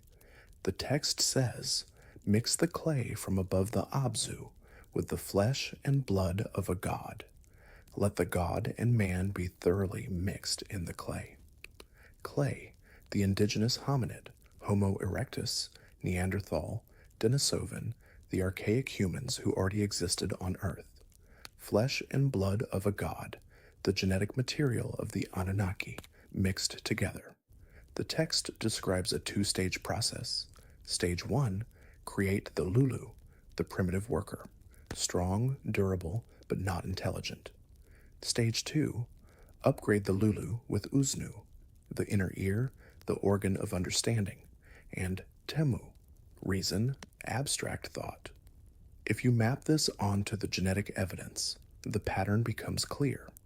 The archaic hominids, Neanderthals, Denisovans, Homo erectus, are the base genome, the clay. The genetic bottlenecks are the points of intervention, the moments when the Anunnaki took existing hominid populations and modified them. The interbreeding events are not random mating between species. They are controlled hybridization experiments, testing which combinations produce viable, intelligent, obedient workers. And here's the evidence that archaeology cannot explain. Homo sapiens appears suddenly in the fossil record around 300,000 years ago, not as a gradual evolution from Homo erectus, as a distinct species. The cranial capacity increases, the skeletal structure changes, the brain size expands. And then, around 70,000 years ago, something called the cognitive revolution occurs. Language appears, art appears, religion appears, abstract thought appears, not gradually. Suddenly, as if someone flipped a switch, as if the second stage of modification, the upgrade from Lulu to Lulu Amalu, was completed. Let me show you one more piece of the puzzle. In 2017, scientists analyzed the genomes of ancient Homo sapiens from 45,000 years ago, and they discovered something impossible. The rate of genetic mutation in early Homo sapiens was faster than it should have been. Natural mutation rates are constant. They follow predictable patterns based on radiation exposure, replication errors, environmental factors. But early Homo sapiens accumulated mutations at twice the expected rate, as if their genomes were unstable, as if they were hybrids. And hybrids, mules, ligers, any cross-species organism, are genetically unstable. They are viable, but not sustainable. They require constant genetic management to remain fertile.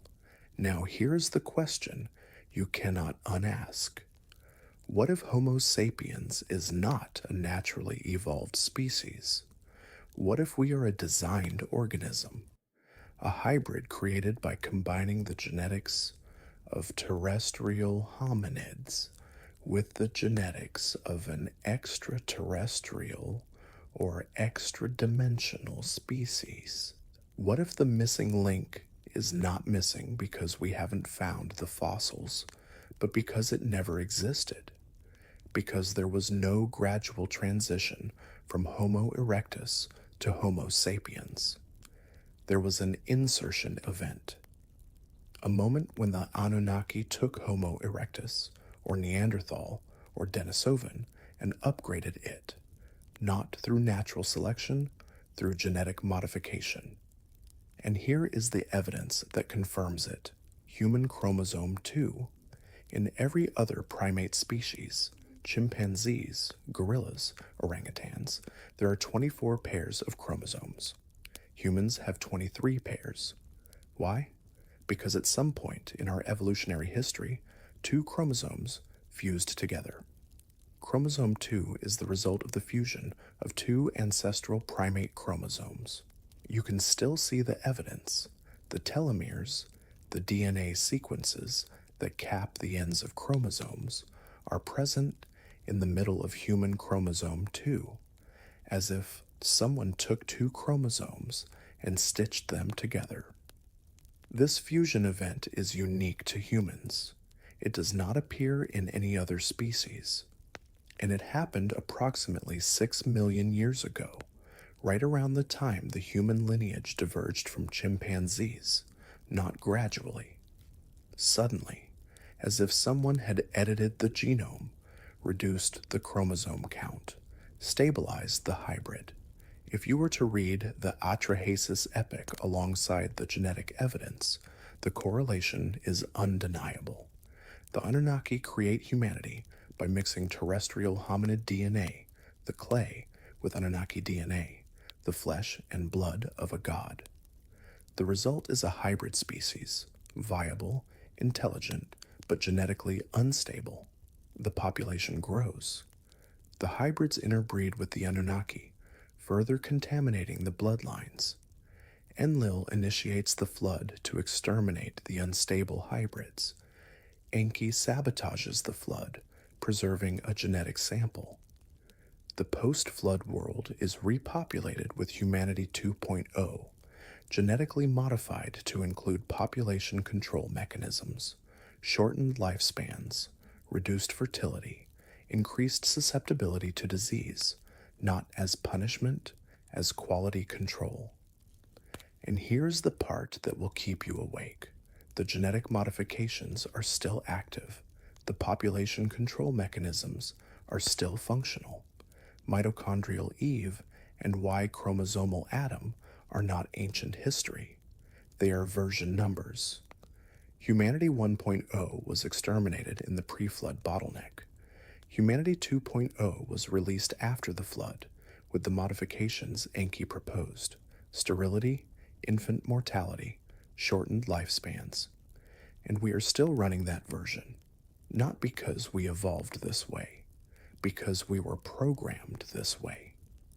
If you touched the clay now, the primordial clay, the base genome, the DNA that makes you human, you would feel the cold weight of a question that has no safe answer. What if we are not Homo sapiens? What if we are Homo Anunnaki? And what if the reason we have never found the missing link is not because it is missing, but because we are the missing link? The gap between the terrestrial hominids and the Anunnaki, the hybrid, the Lulu Amalu, the ones who bear the drudgery of the gods.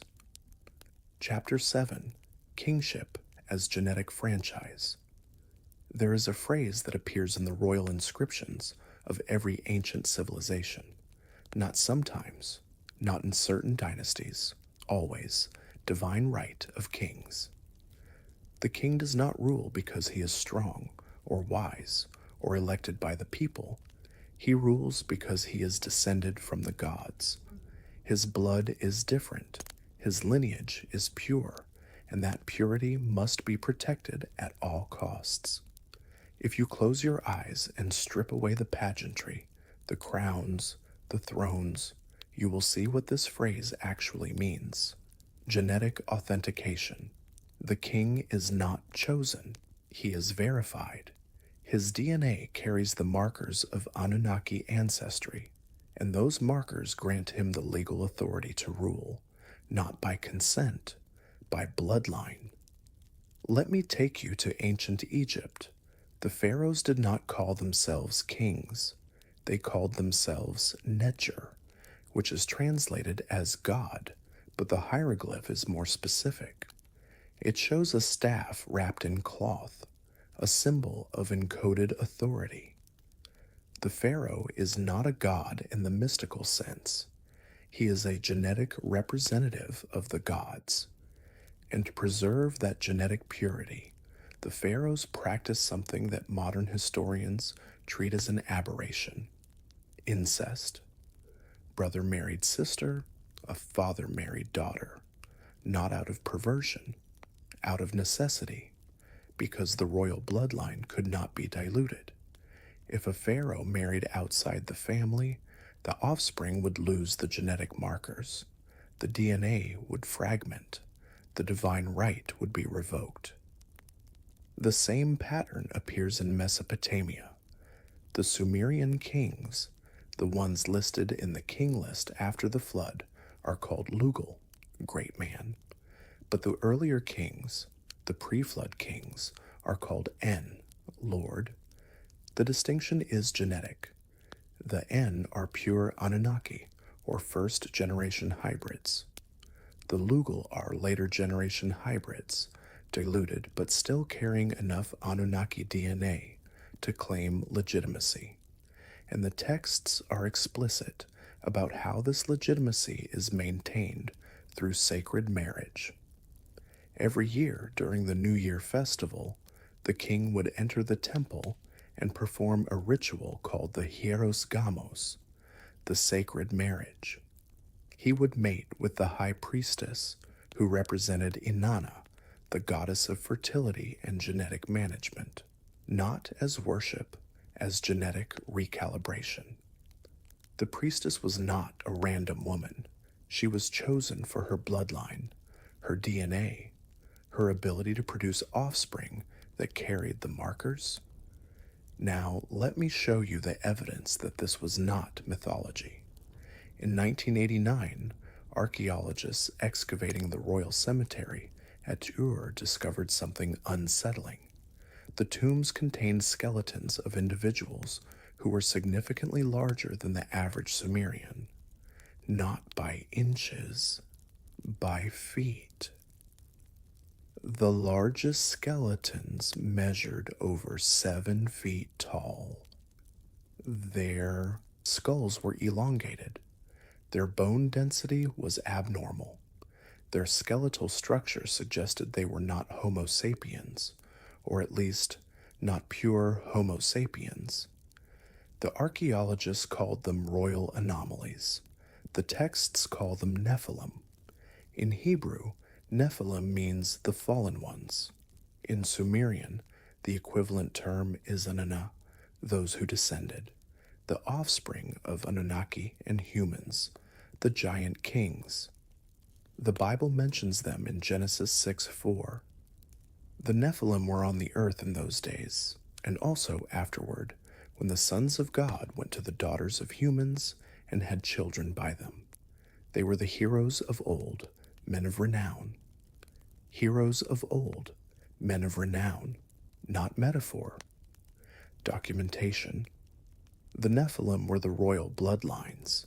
The hybrid kings who ruled after the Anunnaki withdrew from direct governance, and the phrase, and also afterward, is critical. The Nephilim did not die out in the flood. They survived, because they were the survivors. Ziusudra, Atrahasis, Utnapishtim, the flood heroes, were not random humans. They were hybrids, chosen by Enki to preserve the genetic experiment. Now, let me take you to the land of Canaan. When the Israelites arrive in Canaan, the land promised to them by Yahweh, they encounter something that terrifies them. The text of Numbers 13:33 says, "We saw the Nephilim there. The descendants of Anak come from the Nephilim. We seemed like grasshoppers in our own eyes, and we looked the same to them." The descendants of Anak, the Anakim, a race of giants who ruled the fortified cities of Canaan. The Israelites do not defeat them through strength. They defeat them through extermination protocols. Yahweh commands them to kill every man, woman, and child in the Canaanite cities, not as punishment for sin, as genetic sterilization. The Anakim are hybrids, Nephilim bloodlines, carriers of Anunnaki DNA.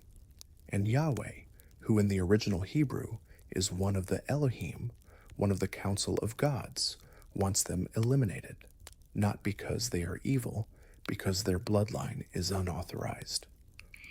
Let me show you another piece of the puzzle. In 1928, archaeologist Julio Tello discovered a burial site in Paracas, Peru. The site contained over 300 skulls, and every single one was elongated, not through artificial cranial deformation, though the Paracas people did practice that. These skulls were naturally elongated. The bone structure was different. The cranial capacity was 25% larger than modern humans. The sutures, the joints between the skull plates, were in different locations. In 2014, geneticist Brian Forster extracted DNA from one of the Paracas skulls. The mitochondrial DNA showed mutations that did not match any known human haplogroup.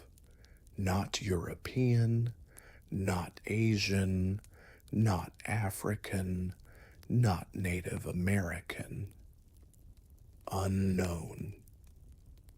As if the maternal lineage came from a population that no longer exists, or a population that was never human.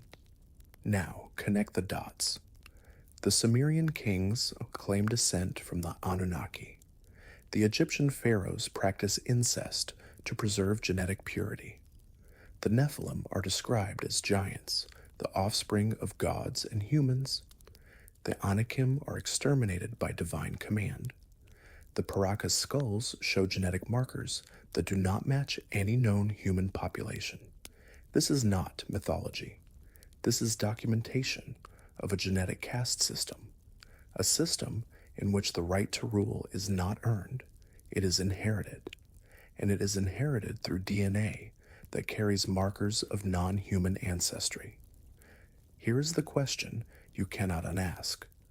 What if every royal bloodline on Earth is not a human bloodline?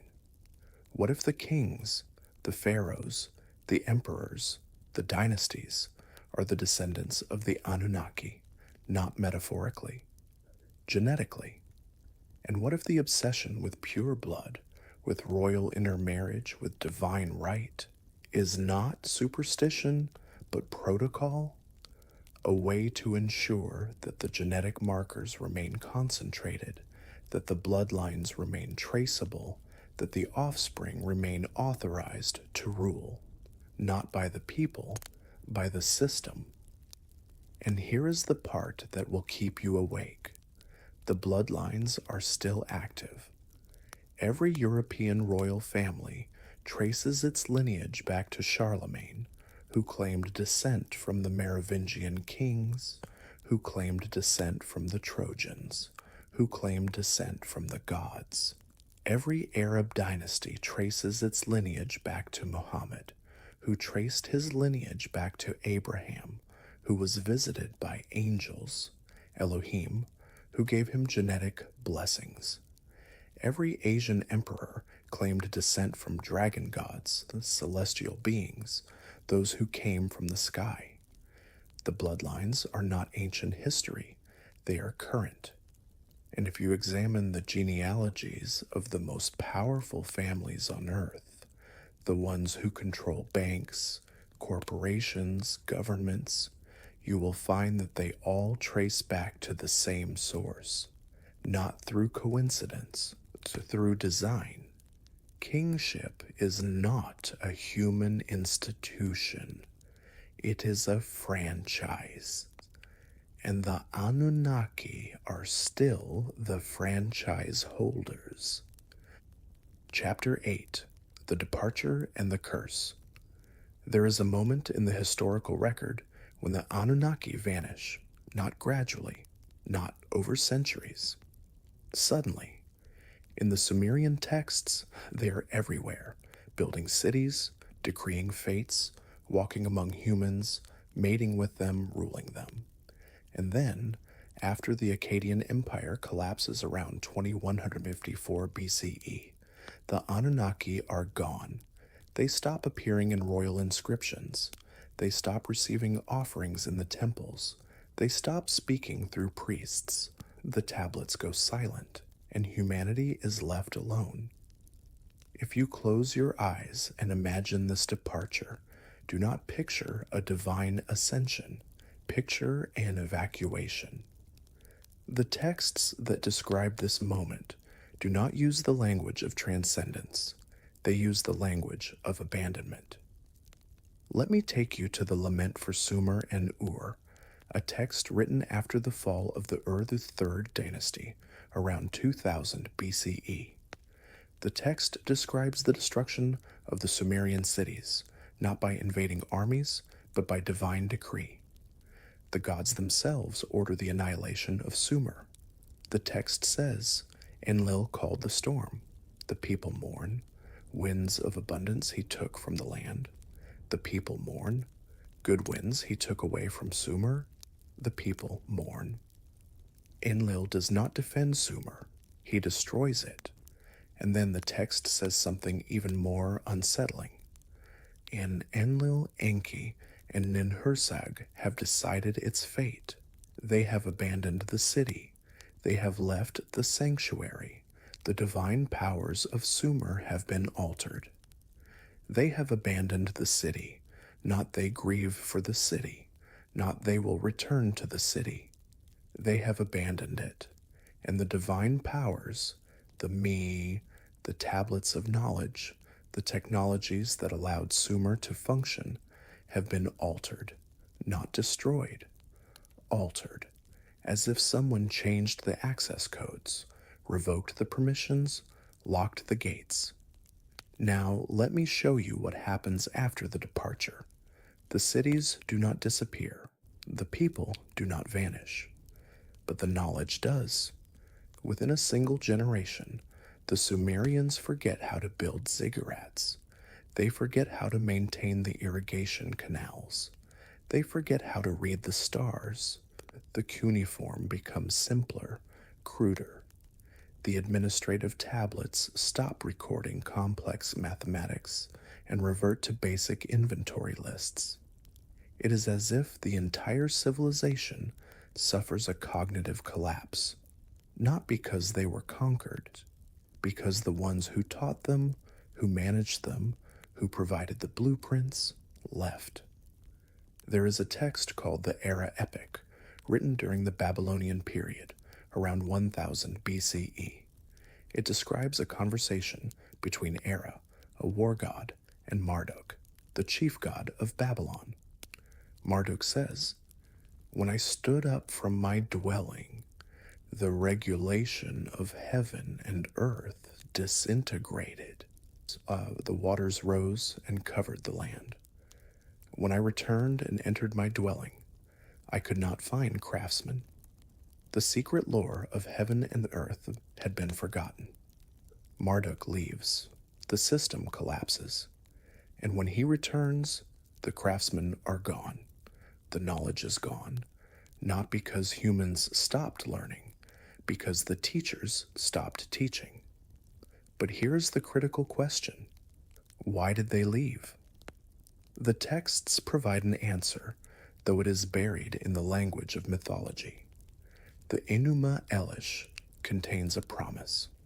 After Marduk defeats Tiamat and creates the heavens and the earth, the gods convene and declare, when the Anunnaki return, let them find the sanctuaries prepared. Let them find the offerings ready. Let them find the gates open. When the Anunnaki return, not if, when. The departure is not permanent. It is temporary, a withdrawal, a waiting period, and the texts specify what must happen before they return. Humanity must prove itself capable of self-governance. The cities must be maintained. The bloodlines must be preserved. The memory must not be lost. But there is another reason for the departure, one that the texts hint at, but never fully explain. The Tower of Babel. Genesis 11 describes humanity's attempt to build a tower that reaches to the heavens. And God, or rather the Elohim, the plural council, says, "Come, let us go down and confuse their language, so they will not understand each other."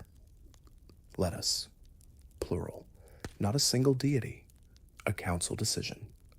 The humans are building a tower, not for worship, for access, to reach the heavens, to breach the boundary, to access the domain of the gods. And the Elohim respond not with divine wrath, but with sabotage. They fragment the language. They scatter the population. They ensure that humanity can never again coordinate on a global scale. Not because the tower was sinful, because it was successful. Humanity was on the verge of breaching the system, and the Anunnaki shut it down. Now, here is the archaeological evidence. Around 2100 BCE, the ziggurats stopped being built, not because the technology was lost, because construction was forbidden. The later ziggurats, the ones built in Babylon and Assyria, are smaller, cruder, less precise than the Sumerian originals. They are imitations, built by people who remember the blueprints but do not understand them.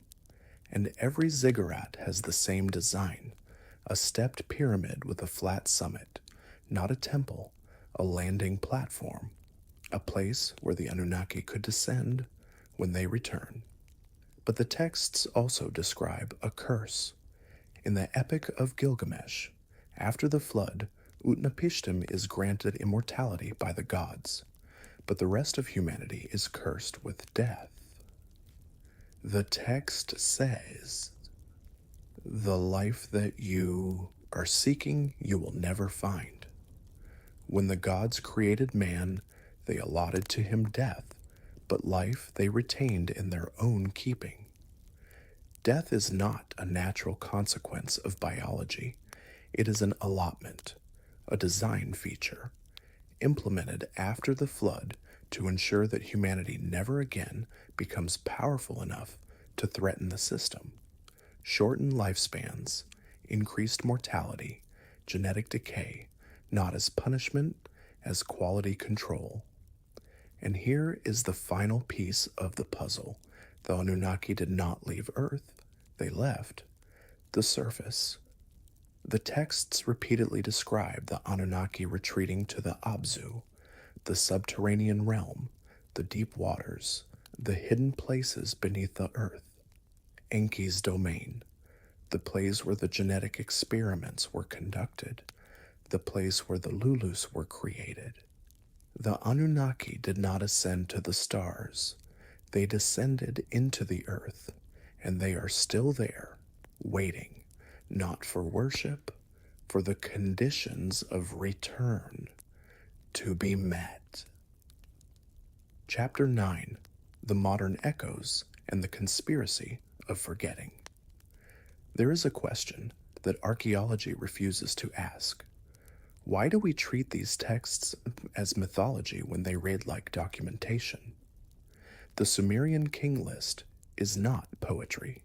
It is a succession record compiled with administrative precision, copied and recopied across 2,000 years by multiple civilizations. The Atrahasis epic is not allegory. It is a project report describing a labor dispute, a genetic engineering solution, and a population management crisis. The Enuma Elish is not creation mythology. It is a legal document establishing jurisdictional authority after a planetary catastrophe. And yet, the moment these texts enter the academic discourse, they are translated into mythology, not by accident, by design. If you close your eyes and trace the history of how we came to know the ancient world, you will notice something disturbing. Every translation is a reduction. Every interpretation is a simplification. Every time the story is retold, from Sumerian to Akkadian, from Akkadian to Hebrew, from Hebrew to Greek, from Greek to Latin, from Latin to English, it becomes more abstract, more metaphorical, more divine. The gods become God. The genetic engineering becomes divine breath. The council decisions become the will of a singular deity. The tablets of destiny become the book of fate. And we, the readers, the inheritors of this translated mythology, are told that the originals were primitive, that ancient people did not understand science, so they invented gods, that they could not explain natural phenomena, so they created myths. But the texts do not read like inventions, they read like redactions. Let me show you the most successful redaction in human history. In the 6th century BCE, during the Babylonian exile, the Hebrew priests compiled the Torah. They took the Sumerian creation myths, the Atrahasis, the Eridu Genesis, the Enuma Elish, and rewrote them. Genesis is not an original Hebrew composition. It is a Hebraized version of Mesopotamian source material. The evidence is undeniable. Genesis 1 describes creation in 7 stages, matching the 7 tablets of the Enuma Elish. Genesis 6 describes the Nephilim, using the exact terminology from the Sumerian texts. Genesis 11 describes the Tower of Babel, an event that mirrors the Sumerian accounts of humanity, attempting to reach the heavens. But here is the critical change. The Hebrew redactors removed the council. The Elohim, plural in the original Hebrew, is translated as God, singular. The text says, "Let us make man in our image," but the translators render it as a singular deity speaking to angels or to himself, or in a royal we. The plurality is erased. The council is erased. The Anunnaki are erased. And in their place, we are given a singular, omnipotent, unknowable God. Not because the original texts described him that way, because the redactors needed monotheism. Now, let me take you to the 19th century, when Assyriology was born. In 1849, archaeologist Austin Henry Layard excavated the library of Ashurbanipal in Nineveh. He found thousands of tablets, the entire literary corpus of Mesopotamia, preserved in baked clay. And when the tablets were translated, when scholars like George Smith and Samuel Noah Kramer deciphered the cuneiform, they discovered something that should have rewritten history. The Bible was not original. Genesis was copied from Sumerian sources. The flood narrative in Genesis is almost word for word identical to the flood narrative in the Epic of Gilgamesh. The academic world panicked, not because the discovery was wrong, because it was too right. And so they did what institutions always do when faced with destabilizing information. They reclassified it. The Sumerian texts were declared mythology. The Bible was declared scripture. One was primitive fiction. The other was divine revelation. The difference was not in the content. The difference was in the authority that needed to be preserved.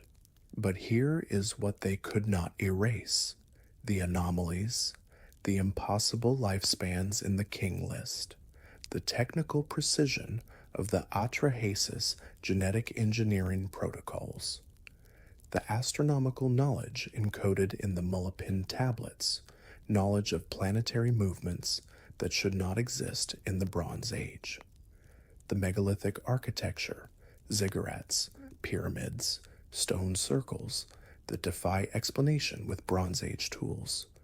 So archaeology developed a strategy. Ignore the anomalies. Focus on the pottery, the burial practices, the trade routes. Do not ask why the Sumerians knew the orbital period of Neptune. Do not ask why the Nazca lines can only be seen from the air. Do not ask why Göbekli Tepe, a megalithic temple complex dated to 9600 BCE, was deliberately buried by its builders. And above all, do not ask whether the ancient texts might be literally true. Now, let me show you what happens when someone asks those questions. In 1976, a scholar named Zecharia Sitchin published The 12th Planet. Sitchin was not an archaeologist. He was a journalist, a linguist, a translator of ancient Hebrew and Sumerian. and he did something that academia considers unforgivable. He read the texts literally. He took the Sumerian King List at face value. He took the Atrahasis genetic engineering protocols as documentation. He took the Enuma Elish as a record of planetary catastrophe. And he proposed a hypothesis. The Anunnaki were extraterrestrial beings from a planet called Nibiru, the 12th planet in our solar system. On a 3,600-year elliptical orbit. They came to Earth 450,000 years ago to mine gold. They genetically engineered Homo sapiens as a labor force. They ruled as God's kings until a planetary catastrophe, the flood, forced them to withdraw. And they will return when Nibiru completes its orbit and re-enters the inner solar system. The academic response was immediate and brutal. Sitchin was dismissed as a pseudo-archaeologist, a fringe theorist, a charlatan. His translations were called inaccurate. His hypothesis was called science fiction.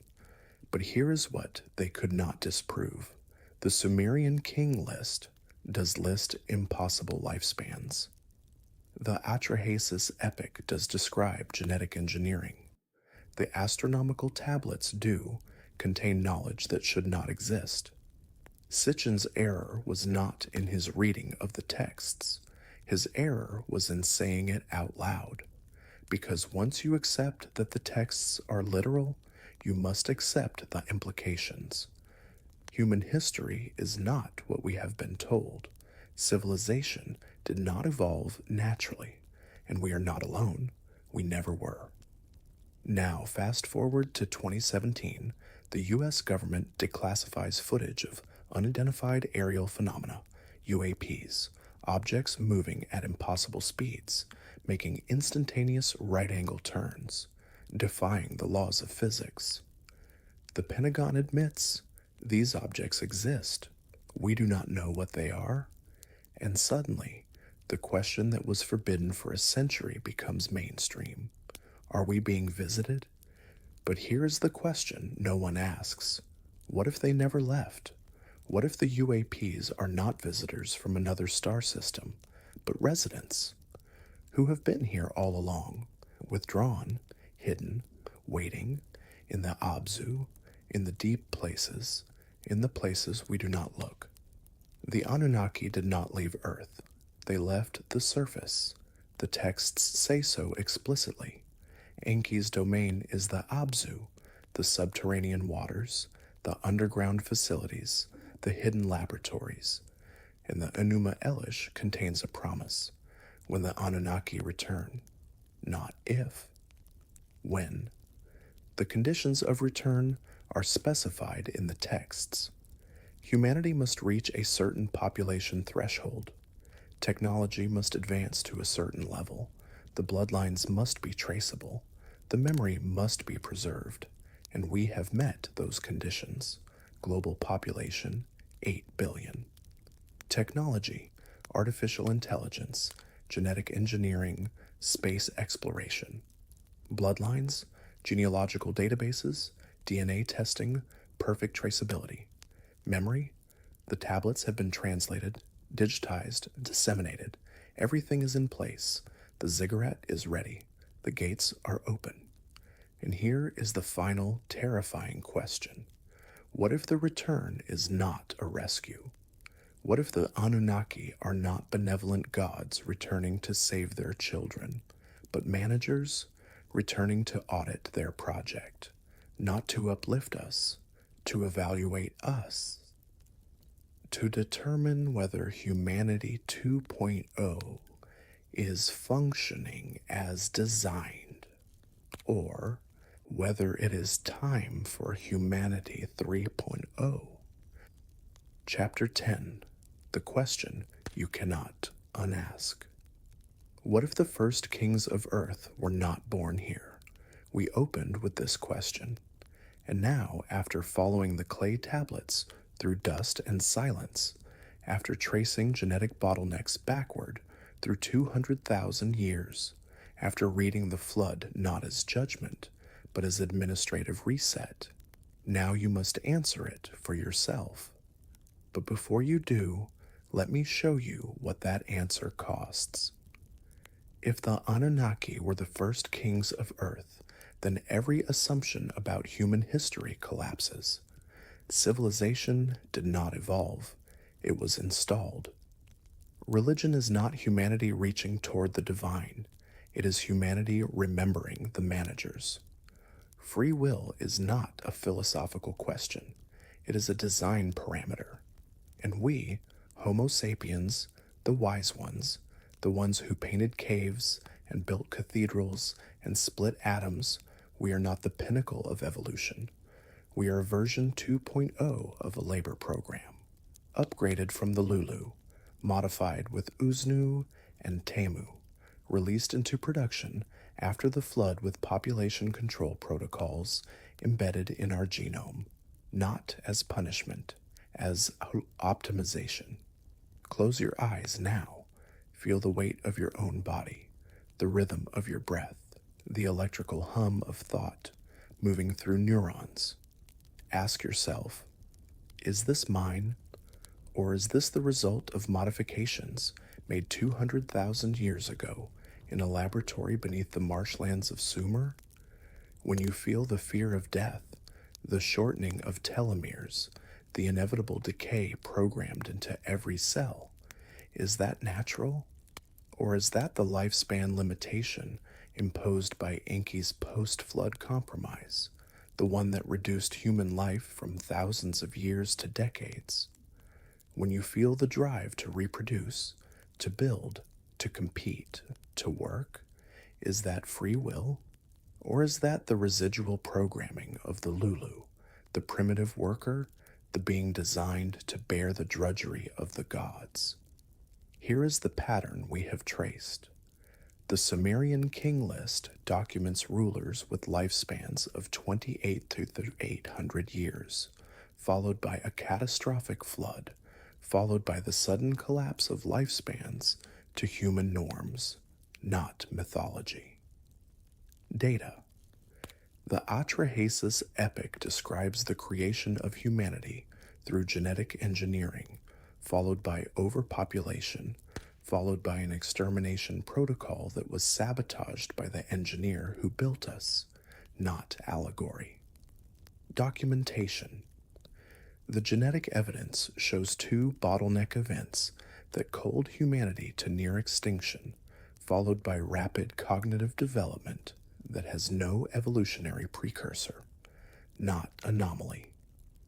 Intervention. The ziggurat architecture, the landing platforms, the houses of the foundation of heaven and earth, are not religious monuments, they are infrastructure. And every royal bloodline, every dynasty, every divine right king traces lineage not to human ancestors, but to the Anunnaki, not metaphor. Franchise agreements. Now, let me show you the cycle. Sumer rises, thrives for 2,000 years, collapses around 2000 BCE. Akkad rises, thrives for 200 years, collapses around 2100 BCE. Babylon rises, thrives for 1500 years, collapses around 539 BCE. Assyria rises, thrives for 1000 years, collapses around 609 BCE. Every 1000, 2000 years, the system resets, not through natural decline, through administrative intervention. The gods withdraw, the knowledge is lost, the cities collapse, the population is culled. And then, after a period of chaos, a new civilization rises on the ruins of the old, using the same blueprints, the same architectural principles, the same legal codes. Not because humans rediscover them, because the templates are reactivated and we are living in the latest iteration. Here is what the texts promise. The Anunnaki will return, not as a metaphor, not as spiritual awakening. Physically, The Enuma Elish specifies the conditions. The sanctuaries must be prepared. The offerings must be ready. The gates must be open. And if you look at the world now, at the technology we are building, the genetic editing we are perfecting, the artificial intelligences we are creating, you will notice something disturbing. We are preparing the infrastructure for their return. CRISPR gene editing, the ability to modify human DNA with precision. Neural interfaces, the ability to connect human consciousness to external systems. Artificial intelligence, the ability to delegate decision-making to non-human entities. Space exploration, the ability to detect and communicate with non-terrestrial intelligence. We think we are advancing, but what if we are completing the installation? What if every technological breakthrough is not innovation, but activation of protocols embedded in our genome, waiting for us to reach the necessary developmental threshold? Now here is the question that should terrify you. What if the Anunnaki never intended to stay? What if Earth was never meant to be their home, just a colony, a resource extraction site, a genetic laboratory? What if humanity was never meant to be autonomous, just a biological tool designed to perform tasks the Anunnaki found tedious? And what if the return is not a rescue mission, but a performance review? The manager's coming back to evaluate whether the project is functioning as designed, whether Humanity 2.0 has met the operational benchmarks, whether the bloodlines have been preserved, whether the memory has been maintained, and if we have failed, if the system is too corrupted, too fragmented, too far from the original specifications, then what? Let me take you to the Fermi paradox. The universe is 13.8 billion years old. Our galaxy contains 400 billion stars. Statistical probability suggests there should be millions of advanced civilizations. So where are they? The standard answer: they destroy themselves before achieving interstellar travel, nuclear war, climate collapse, resource depletion. But here is another answer, one the texts suggest. They are here, not visiting, residing, not in spacecraft, in Nokikus. Every advanced civilization that arises in the galaxy follows the same pattern. A primitive species is genetically modified by an elder race. The modified species develops civilization using inherited templates. The elder race withdraws, leaving the modified species to develop autonomously. And when the modified species reaches a certain technological threshold, the elder race returns, not to conquer, to integrate, to determine whether the experiment was successful, whether the new species is ready to join the network, or whether it needs to be reset and restarted. We are approaching that threshold now.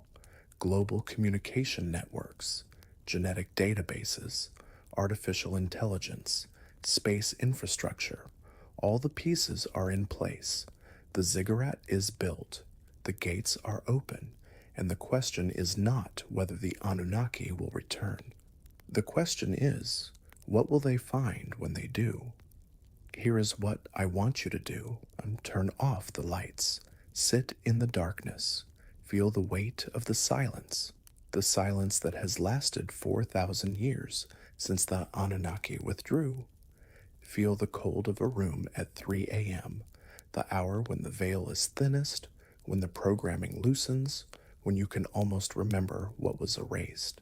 And ask yourself, do I want them to return? Not as gods to be worshipped, not as saviors to rescue us, but as managers to evaluate whether we have fulfilled our function, whether the Lulu Amalu, the upgraded primitive worker, has performed adequately, whether the genetic experiment has yielded useful results, whether we are worth preserving, or whether it is time for the next flood, the next reset, the next version. The Sumerian King List ends with a phrase that has haunted me since I first read it. Kingship was carried off to another city. Not kingship ended, not kingship was destroyed. Carried off, transferred, relocated, moved to another operational zone. The system did not collapse. It migrated, and it is still running, in the bloodlines of the powerful, in the structures of governance that span millennia, in the technologies we build without understanding why, in the dreams we have of beings descending from the sky, in the genetic code that remembers what we have forgotten. What if the Anunnaki were the first kings of Earth? Then we are not the protagonists of human history. We are the workforce, and everything we have built, every city, every empire, every technological marvel, was built according to specifications we did not write, for purposes we do not fully understand, in service of managers who left the surface but never left the planet, who are waiting, not in the stars. Beneath us, in the Abzu, in the deep places, in the silence that is not empty. Tell me in the comments, do you feel it? The weight of inheritance you did not choose, the sense that you are performing a role scripted long before you were born, the suspicion that when you look at the stars, you are not looking up, but back to the place where kingship descended from, back to the moment when the clay was mixed with the blood, back to the question that will not let you sleep. If we are not free, have we ever been? And if the answer is no, what do we do when they return to collect? The tablets are silent now. The ziggurats are ruins. The bloodlines are diluted, but the system is still running. And somewhere in the cold mathematics of orbital mechanics, a clock is counting down, not to the end of the world, to the scheduled return of the seven who decree fate, of the ones who descended from heaven, of the Anunnaki, the first kings of Earth who never stopped being kings. They just stopped being visible. Sleep well if you can.